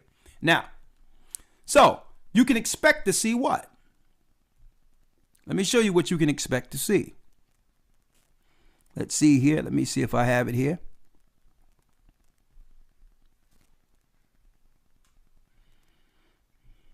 You can expect to see more of, you got it. There you go. More of these set up right before you. Using the money your foreparents died getting under the civil rights movement. Right? So I don't begrudge this. Okay, that's fine. But what if they set that whole shop up? And according to the laws under our God, we began to support our sisters who own those shops. And make sure that it's a violation if anyone go and support any people that's coming over here to sell our women anything. It doesn't matter what orders they've signed. It takes 2 to play, right? You can have all the grants you want, but what happens if we don't walk through those doors and support you? Suffering and need the money anyway. What happens? The whole thing topples on its head. It topples. It just topples automatically. It's not that we have to ask them for anything. It's restructuring the game. Knowing that the kingdom is within you. These people are getting filthy rich and building all types of things and wealth for their families back home with no care to what happens with the future of our children. So let them sign all the orders they want. Let them do whatever they want. If we were to organize under the Most High and set things like it was before the fall, it doesn't matter what the Gentiles conspire to do. We would have enough to support each other and help each other. This is what Christ meant by the kingdom cometh not by observation. We're always looking for someone to save us from the outside. He says, don't you know the kingdom is within you? Every empire was built off of the backs of slaves, just like ancient Egypt. Without slaves, no kingdom. When are you going to use your gifts for your people?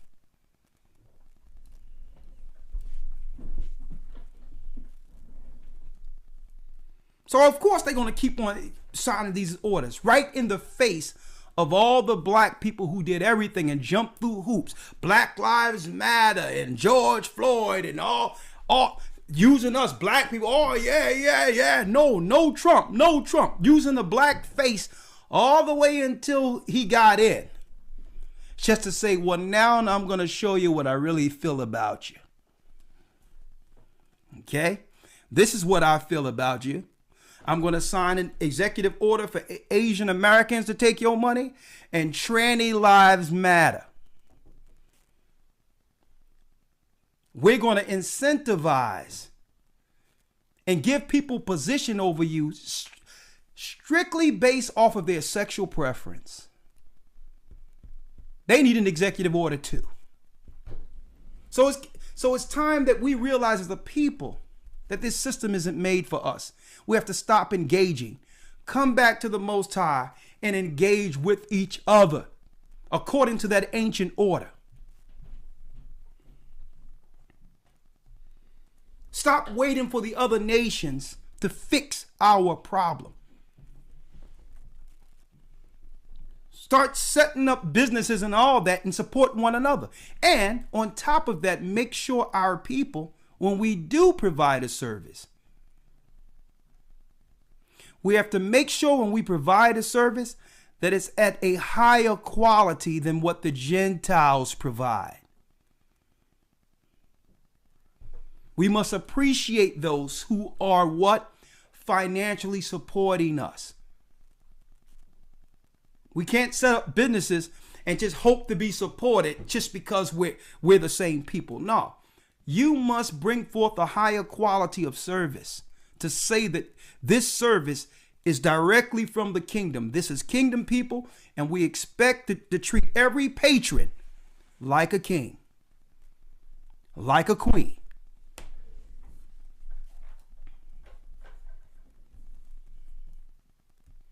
Last but not least, and Elder Lawyer, I'll let you be able to say a few things, and I have Ramar who can come in also. And I wanted to make this statement so that brothers and sisters can understand that it's not strictly about race. It's not. But you have to understand what Jacob trouble is. You have to understand that we're between the crosshairs. And any resources we have one amongst each other, whatever resources we have left, must be made into something tangible that can help our people survive through this, because they're cutting us off. When our people on every level, in every area, it's time that we circle the wagons and say, you know what? We need to be able to at least support each other. And stop letting Gentiles come in and circumvent us and all that. Okay? The other thing, Elder Lawyer, I need you to read one more scripture, Luke 16. Luke 16 and 9, where Christ said this in particular. And I'm pointing this out because this doesn't mean that we don't associate and do business and have respect for other nations. To hate other people and to say, I'm not down with other people, you know what? That's utterly ridiculous in a world in which we all have to interact one with another. Christ interacted with all people. So we're not saying people, no. But we have to do it. If we're going to deal with the Gentiles, it's going to be on righteous terms. It's not going to be you taking advantage of me and my people. If you benefit from off of us, we're definitely going to benefit from you. So I want to put that out there so that nobody can think that this is a separatist type of ideology. It's not. Every nation consider their race first, outside of us. Considering your own people isn't a separatist or a racist. It's setting the terms for business. Okay. Let's read Luke 16 and 9. Let's read it. Yes, sir. St. Luke chapter 16, verse 9. And I say unto you, make to yourselves friends of the mammon of unrighteousness. Read that again. And I say unto you, make to yourselves friends of the mammon of unrighteousness. Of unrighteousness. So these other nations, they're dealing with Buddha. They're dealing with all types of stuff. But Christ says still make friends with them. See? You can still make friends with them because they're dealing on your terms. And sometimes in those interactions, they'll turn their unrighteousness to righteousness working with you. Read it again.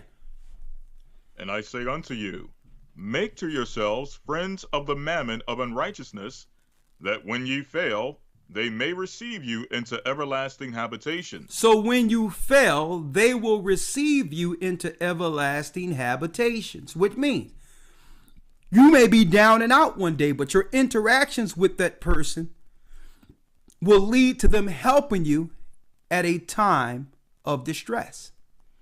So you can't run around just cutting people off based on race. That's stupid. We're living all in the same world. We have to be able to interact with each other.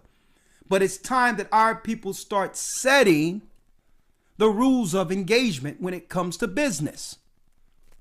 Like Nehemiah did. He didn't say that they couldn't set up shop to sell to our people, but he set the parameters to win. You're not gonna come over here breaking our laws that you're not subjected to sell a few of your your trinkets or whatever the case is. So I know a lot of you didn't even realize all this was in the Bible. And if we set this forth, we can immediately get control over our environment, over our community. Last week, I went into the cleanliness component. Something that can be easily fixed. All the money we have amongst our people being millionaires and all that, and rappers and all that, entertainment, basketball, billions of dollars, signing $30-40 million contracts. And we can't go back to our city and make sure every home in the poor communities have a safe sanitation scenario where our blocks are clean every day. The cleaning component, making sure that no Gentile is going to sell us unclean food. You can only sell us food according to our dietary law, or your store goes out of business. If you're going to sell us unclean food, you sell it to your people. We're not going to let you come from someplace else where you would never sell your people this junk to come amongst our people to poison us. So that's setting the rules of engagement when it comes to cleanliness. If you're going to do business with us, you're going to do business on our terms. Okay? We don't care what orders are set and how many people come over and all that other crap. We won't do business with you. I'm going to tell you, if we were united under that ideology according to the Bible, our social ills would be fixed overnight. No, we don't eat pork. No, all the churches in our community don't deal with Sunday no more. We deal with Sabbath. Sunday is a work day. It's a business day. All together. And guess what? In order for these Gentiles who come amongst us, in order for them to actually benefit and financially grandize themselves, you know what they'll do? They'll adjust. They would adjust. Or go back home with no business. You come into the community to set up a shop, guess what? Some brothers are coming there saying, okay, why didn't you check with us? How can you just come and set up something in our community and don't even know who's running things around here? Right? Here's another thing. We got brothers from all, in different countries and all that. You got a brother who went into a South American country. You understand? When he went into a South American country to be able to do business or anything, it doesn't matter, farming or whatever the case is, they was told immediately he was directed to who he have to talk to, who's over the town, before he can do anything there in a South American country. He had to get the okay to do anything in that area. And I'm like, and I'm talking, this is recent stuff. And I'm like, well, hold up, man. You mean to tell me that they can come in our community without checking on anything? Without understanding who's running what? You can just come and just make money off of the community without a tax? Without an agreement with the leaders of the community? The problem is there is no leaders. And this is what they fear when it comes to the awakening of Judah. The awakening of Judah. Because when Judah talks, guess what? When Judah began to bring it forth, it moves the needle. You can say what you want about any other people. But look what happened when Martin Luther King, Judite, stood up. It had a ripple effect on civil rights, not just in America, throughout the whole earth. When Malcolm X stood up. This is what they're afraid, because when Judah come together, it could be Crips, Blood, whatever the case is. A pastor, someone who's over a mosque and all that, but we all black, we all Judah. Guess what? Let's all talk about the rules of engagement when it comes to commerce and how people how other nations come into our community without checking with us first.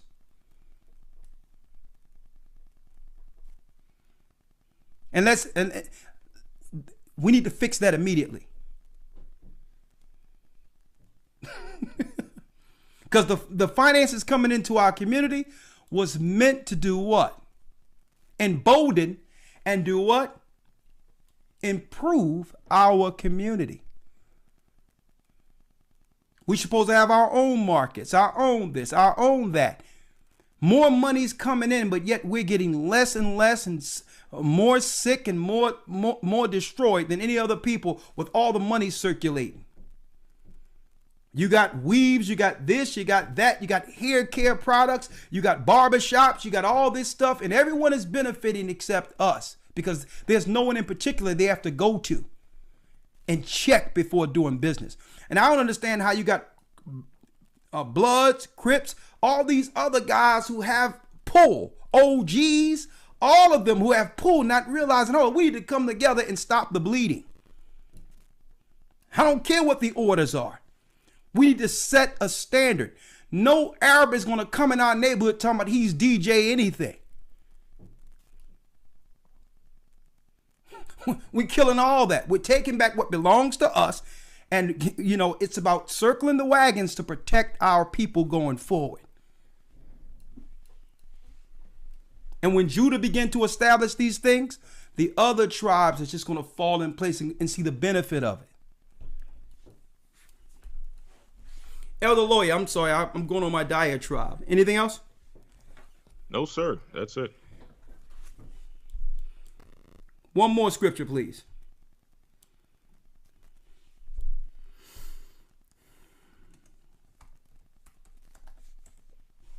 Let's get Isaiah 1. And then we'll open it up for calls. 515-605-9327. I have a few announcements to make. Real quick. Have a few announcements to make, and then we jumping all the way in. And I'll open up the calls. The enemies has a saying. Keep your friends close and your enemies closer. Well, Amalek, Esau, the Roman plan against the children of Israel, started with what? Amalek and the Amalek, the Roman plan, let me read this, against the children of Israel started with Judah, is in full gear. This is what they've done against us. They've tried mass incarceration, flooded our neighborhoods with drugs and guns. incentivized our women against us and have pitted the man against the woman and used and are still using immigration through social engineering to replace us while ramping up euthanasia programs. Their euthanasia programs is now killing our elderly under the Colt 45 virus, and at the same time chemically sterilizing our youth. Last but not least, Edom have replaced our strong spiritual leaders with perverted reprobates who are literally masquerading as civil rights leaders. All this stuff, Black Lives Matter, these are all canned leaders. They're not our leaders. We must reject it altogether. These are immoral demons they have put up with a black face to lead us to hell. It literally makes one wonder. Now killing our elderly under the Colt 45 virus, and at the same time chemically sterilizing our youth. Last but not least, Edom have replaced our strong spiritual leaders with perverted reprobates who are literally masquerading as civil rights leaders. All this stuff, Black Lives Matter, these are all canned leaders. They're not our leaders. We must reject it altogether. These are immoral demons they have put up with a black face to lead us to hell. It literally makes one wonder. Do we stand a chance with all of these evils aimed towards our people? Is there a chance for the remnant of Israel and Judah, who we are, who could withstand this onslaught of Jacob's trouble, to stand victorious in the end, protected by our God like Moses and the children of Israel were, while surviving the tyranny of Egypt?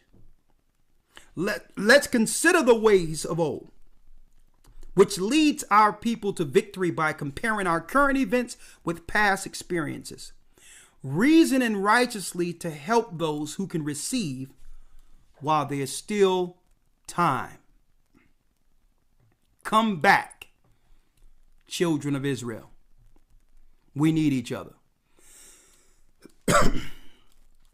One other thing I wanted to show y'all here before I open up the lines, and I have a few announcements to make. Check out this order. Joe Biden signs executive order condemning anti-Asian racism related to the Colt 45. Now, a lot of you think it's about the Colt 45 virus. It has nothing to do with that. Now that our people are coming back into our own, they are afraid of what might happen when they begin to cut us off our food and other things. And by default, our people are going to go ape and begin to raid all these stores in the communities. They're looking to cause a community war between blacks and the immigrants working in our communities. Mark what I'm saying here. If you cut off the food, cut off the food stamps, and you claim that people cannot get food or nothing without them getting a shot, the first thing our people, I know my people, I was raised North Philadelphia, 15th and Diamond. The first thing they're going to do is go to the corner store and do what? That's right. They're going to go to the corner store and do a live-in. This is where our people will eat for a while, knowing where the food is for the block. That alone is going to cause civil unrest. Mark what I'm saying here. And I'll make sure I'm going to download these and document today to let you know what their plans are. Okay? This is why they're doing executive orders. Asians never needed executive orders to protect them. Okay? Under some civil rights. No, this is about incentivizing their protection, knowing that they'll need it once the government begin to cut our people off. Okay? We're coming through, and they know it. So this is what these laws are being put in place for. All right. Let me see if there's anything else that I missed here before there's other things, but I'm going to leave it up to you all to give us your insight. Comparing things to the past. What are your ideas? What do you think on the things outside of what I'm saying that we could actually add to this that will help our people see the benefit of actually coming together and supporting one another?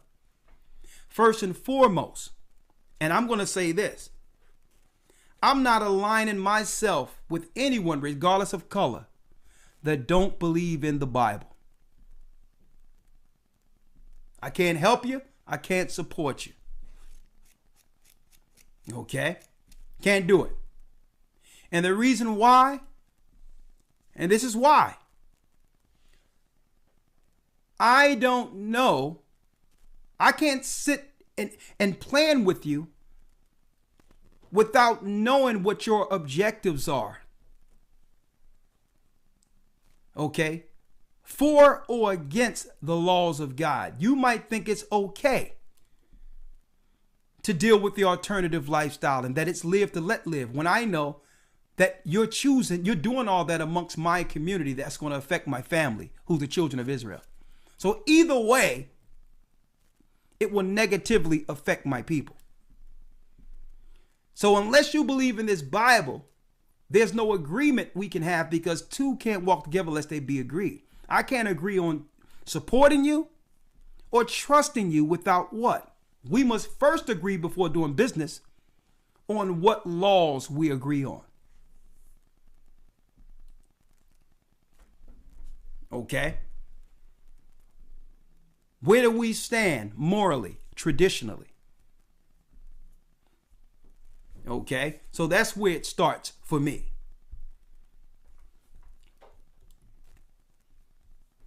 All right. 515-605-9327. Let's consider the ways of old which lead our people to victory by comparing our current events with past experiences. Come with your own ideas. Tell us what you think about tonight. And let me tell you, folks, I want to say right out, I want to appreciate all of those who are in the academy, and they'll tell you a lot of information is being conveyed through that Hebrew and Bible Academy. Some guy just sent me a message today and say, listen, this thing is so deep that I want to sponsor 4 people right now. So we're going to put that out there. If 4 people are on the waiting list, you may have a sponsor. Folks, this academy is off the chains. Resources, the documents, the Bible breakdowns, how it's all structured, the news, along with Elder Lawyer doing Hebrew 101. Folks, there's nothing like this in the earth. And it's only $150 for 3 months of serious learning. This coming Sunday, we're going into what really happened in slavery. Understand this. Everything they told us that happened in slavery, the way they put it, was a bold-faced lie. It was a bold-faced lie. They made us believe that all white people we see had slaves, when really it was the corporations. That's right, the royal families, Amalek, who set up the plantations to have white Christians take the fall for all they have done. I'm going into indentured servitude, the laws of servitude. New. The AME church was set up as taskmasters to divert brothers and sisters from the original doctrine that was taught right off the ships. We had free people, not slaves, free black people teaching that we were the children of Israel, converting slaves and all that. So this coming Sunday, you don't want to miss what really happened in slavery. I'm talking about university white papers, Cambridge, Oxford University, the whole nine. And above all, the Bible tying it all together. What really happened in slavery? Why are they looking to make white Christians the fall guy? Okay. White Christians were also deceived in America. You're not our enemy. Christ said, you shall know the truth, and the truth shall make you free. They want us going at each other when the puppet master have been playing us both. We'll be going into that this Sunday. What really happened in slavery? Free your minds. Coming right back with the phone calls. One moment. Coming right back with the phone calls.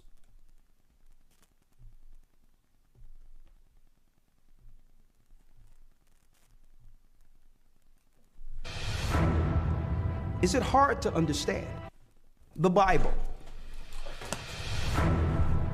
Is it hard to understand? When it comes to reading, this is the Word of God. The seals have been broken, and the truth is here. And when we go throughout the scriptures, when we go throughout extra biblical records, we find that the language that God employed, that he used to create the heavens and the earth, was the Hebrew language. Christ said, I came for the lost sheep of the house of Israel. But yet no one, no religious leader, no religious church out there anywhere can now identify the 12 tribes of Israel. Can we? God is quite simple, but it seems as if man makes understanding him hard. What are those mysteries? The truth of your book and the truth will make you free. The Hebrew and Bible Academy. You're invited.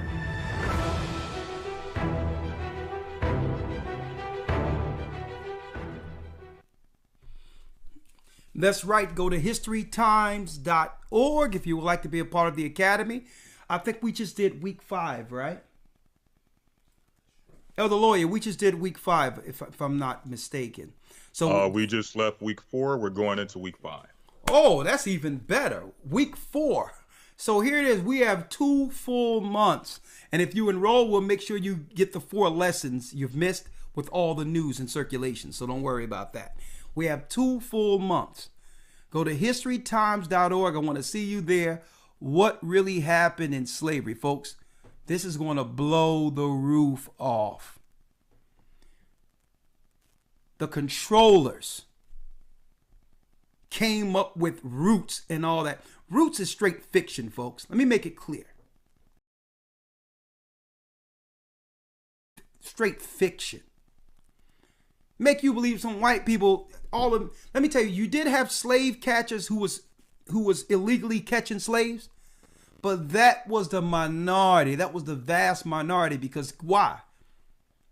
There was a penalty for taking slaves off the shore outside of the agreement. And usually the agreement was death. You couldn't just go and there's some black people hanging out. I'm going to make me a drum. Let me make a drum. No, let me tell you, folks, this was business. And our people was a part of that business.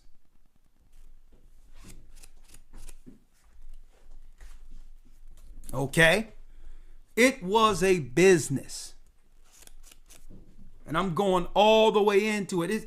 So that we can stop this thing where every white guy you believe every white guy has a ancestor that owned slaves. When this guy don't have 2 nickels to rub together. No, they don't have the generational wealth of the plantation owners. Who are they? Amalek. I'm going there. Who burned down Black Wall Street? Amalek. Who created the KKK? Amalek. Who set up little dwarfs to get in front of you to get more airtime than the president to tell you to get something shot in you? Amalek. We are going there this Saturday. Be there. I mean, this Sunday. Be there. All right. Open up the lines. Elder Lawyer, you with me, right? Yes, sir. Live and direct. It seemed your video of them went. Okay, don't worry about it. I'm going to call you right back, and I'm going to bring you in with the calls, okay? Yes, sir. All right, let me call right. Yeah, let me do that. 1 second. Let me make the calls here, and I'll bring you right in. All right, let's go.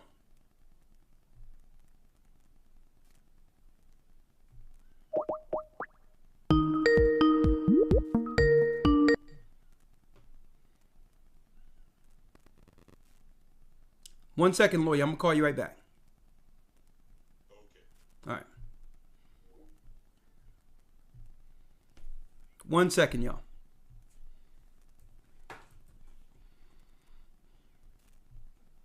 All right, all right, all right. Let's go. All right. Welcome to Blog Talk Radio. Please enter your host pin. When finished, press the pound key. All right. One moment, folks. All right. Let's go. Let's go. Let's go. Let's go right here. All right. All right. Okay, let's go.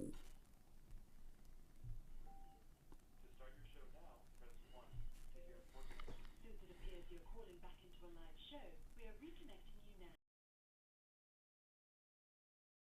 1 second. Let. Show will go live in 5 seconds.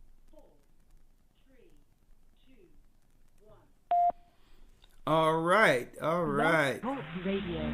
We are live. All right. Who we have? Ramar, if you're there, text my phone so I know you. So I know you want to come in. Okay.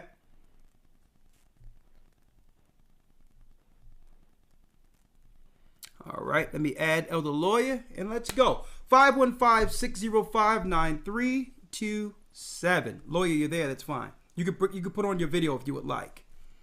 Elder Lawyer. And if you All can't, right, I'm here. Okay, can you put your video on, or no? Yes, sir.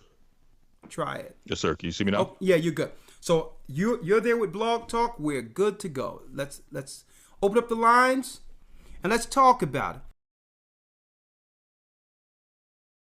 Okay, yeah, we're good there. All right, good. All right, let's go here.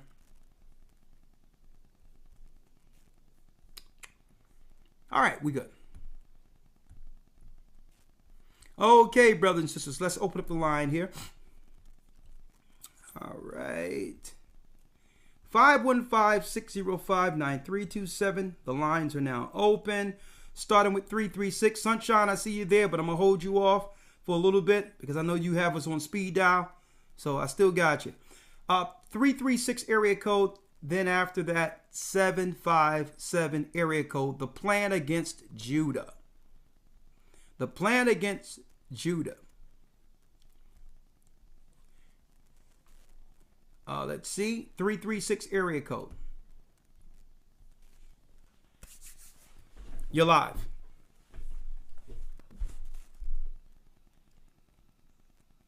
Shalom, you're live. Okay, I'm gonna put 336 on hold. I'll be right back with you. And we're going to 757 area code.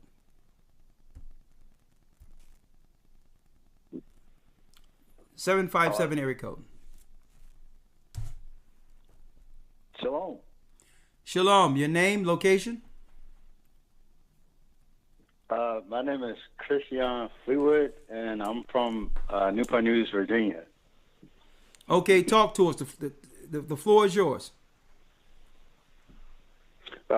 Yes, Elder. Well, I do want to mention that I started watching you guys for about a year and a half now. Beforehand, I was raised up Baptist until I, came into the truth with you guys. And ever since then, I've been able to reach more understanding, especially in the time that we're living in now. Pertaining to how everything is going on, I feel as though prayer is the only key. And as far as sticking to the scriptures is like the only thing that our tribe or the children of Israel needs to do in order to get back in line with the Most High. Because it's stated over and over again about how the 12 tribes, how we went against his commandment, his codes, thus for kind of leading everything up to this point. So pertaining to that, I just personally, I'm still, in the learning process of, reaching more understanding of the Bible. So with that, I highly encourage that, and I do believe that is the key that will bring us out of the troubles that we are now facing. Well, the whole thing is we have to also be able to identify our true role. Like, where's your starting point? You said you just been learning. What is the objective of this awakening? Let me ask you that. If there's one thing, what is your duty as a newly awakened child of Israel? As of right now, I would say that my intentions are just to, try to lean in closer to the Most High, to His voice, to find out like what's my true meaning, like here on earth. Pertaining to everything else,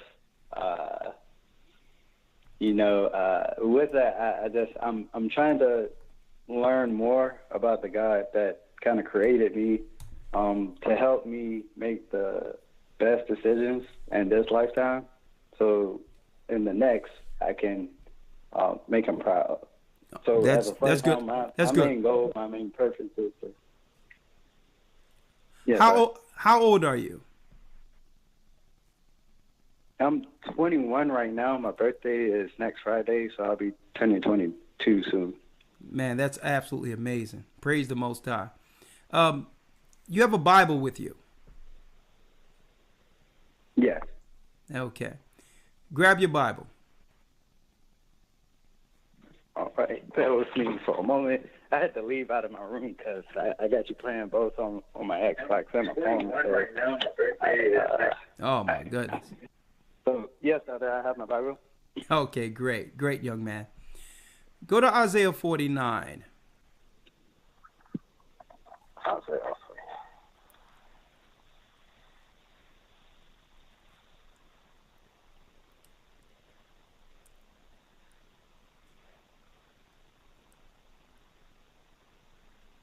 All right. I'm at Isaiah 49. Read the 5th verse. And now the Lord says, who formed me from the womb to be His servant, to bring Jacob back to Him. Read. Hold up, brother. Hold up. Listen to me. Follow me. So when you get to the comma, stop. Yes, Do it. When you get to the comma, stop. Read it again. Okay. And now that the Lord says,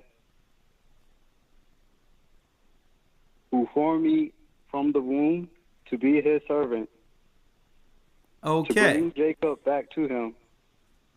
Okay, so you were formed in the womb as a servant of the Almighty to do what? To bring back. Your purpose as a young man with this newly found truth, you must be directed into understanding your end goal. Your end goal starts with, okay, where do I begin? It's one and the same. This is why Christ was born. To bring Jacob back to the Most High. The Gentiles have been exploiting us. Why? Because we don't have enough leaders, people willing to stand up to protect Jacob and bring them back under the hedge of the Almighty. That's your job, your duty. You have to be taught to do so. You got it? Count for that, Elder. That's Yes, sir. I do have a question for you. As far as the location that I'm in Virginia, I'm within the Newport News area, Newport News, Hampton area. Do you know a location that's near me? Yes, I do. I'm going to write down your number. Matter of fact, send an email to goccsouth@yahoo.com, and I'm going to get somebody from Virginia to get to you. Okay, and that was GOCC South? South. At Yahoo? Yeah, this is amazing. I'm smiling, brother, because you don't realize this. My father was born Newport News, Virginia. It's amazing. You see how the Most High bring things around full circle. Who would have known? All right, the same place my father was born, we're bringing Jacob again to the Most High. You know. All right, brother. So send an email and come work in this vineyard with us. Okay? Yes, sir. Thank My you, brother. Elder. You have a blessed one. Well, thank you. Bless you. Shalom. Shalom. Yeah. Elder Lawyer, let me ask you. Just your opinion on this real quick, right? Before I open up the lines. You notice Yes, sir. I showed an example earlier of how out of nowhere we cultivated a culture of our own, like making DJs and mixing and rapping, because we were left out and had to create our own. This has been us since slavery. Yeah. A culture that's respected throughout the whole earth, organically made out of our oppression, right? Jazz, all of that, rhythm and blues, rap, DJ.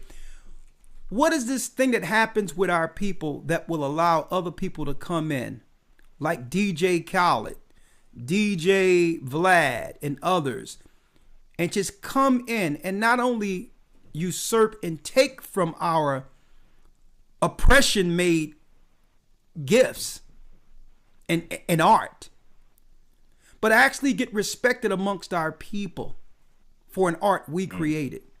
What is that, if you can quantify that?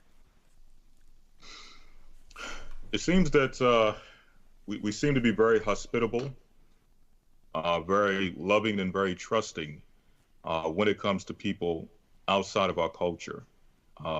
Inside of our culture, or inside of our, I guess you would say, our nationality, we tend to be a little different. We're a little standoffish, we're a little bit more brutish with each other. But when you have others on the outside of us, and we've all seen it growing up, things that we do naturally, we see ourselves do it, we see those of our community do it, and we just think we're supposed to be able to do these things. It's normal. But we see someone, mimic an inkling of a dance that we can do, or an inkling of someone of another nationality that could rap, or dance a little bit, or sing a little bit. We laud it and we praise it to the high heavens. And for some reason, I don't know, I wouldn't be able to quantify it. I know scripturally it speaks about why we trim to find love from the other nations. It's like we seek this relationship and this love and this acceptance from the other nations to the point where we'll give over every bit of ourselves, the art form, we'll give over our soul just to have one of these people accept us and feel accepted within our culture. But slowly but surely, we start to realize that, as it was with jazz, as they come into the culture, what tends to happen is they find a way to slowly but surely edge us out. They make the art form less complex. They make it a little bit easy to be done. Where, growing up a DJ, I mean,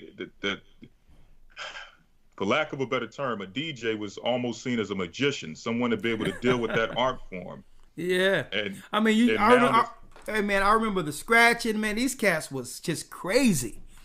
Whoever would think to take a record and spin it backwards and start and make that a beat?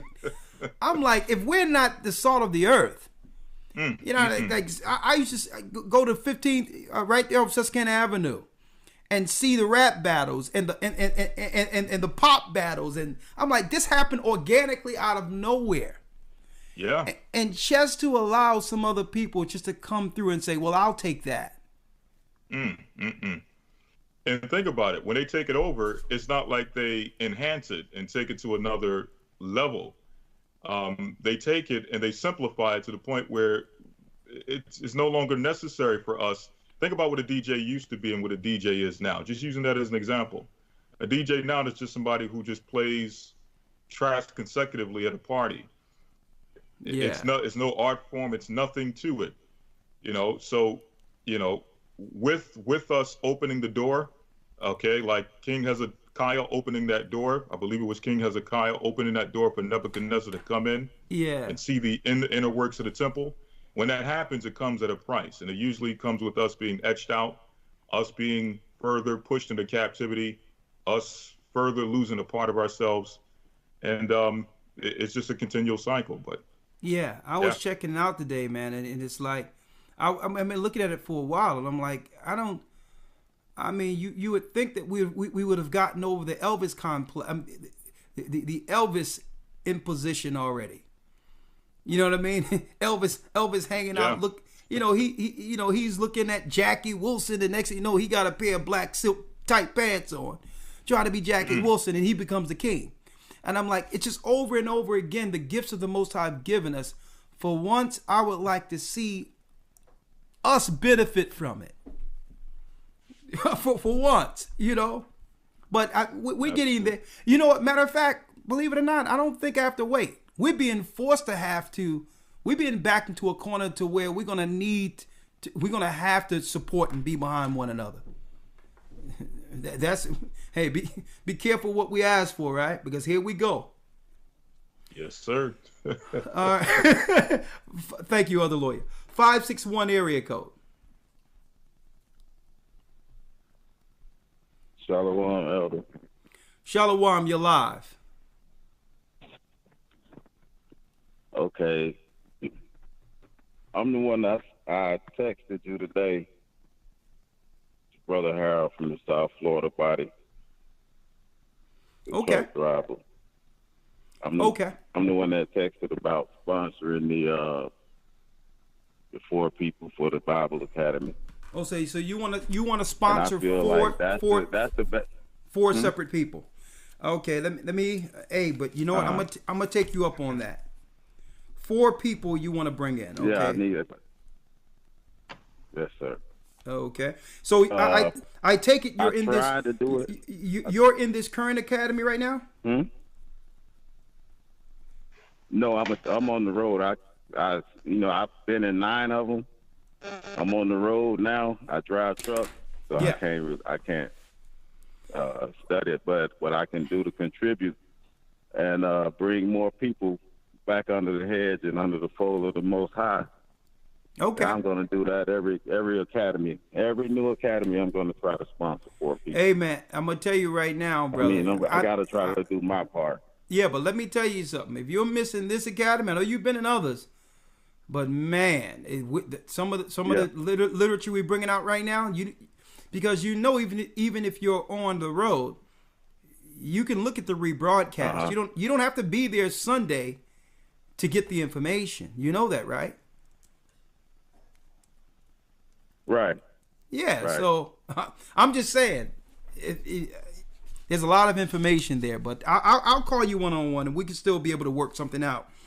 Because some of the white papers and and how we're transitioning into this thing is each academy gets more and more, you know, not only just intense but more clear when it comes to the understandings on these lessons. It does. Yeah. All right. So thank you. Well, thank you, brother. There's some feedback there. I'm going to place you on hold. And Harold, I'm going to call you so that we can deal with the 4 people you want to sponsor. And I really appreciate it, brother. Okay, that's awesome. All right. Awesome. Thank you. Shalom. Okay, look who just moseyed on in. Elder Ramar. How you doing, Elder Ramar? Hey, Shalom, Elder. Is my audio good? Hey, man. You sounding good. Let's go. I mean, I had a serious conversation with you while we were putting together this the broadcast tonight on the topic. And I just wanted to know in particular, is there anything that you wanted to say based on the topic? This is the regional elder over the Texas area, for those who don't know. Elder Ramar, talk to us, brother. The floor is yours.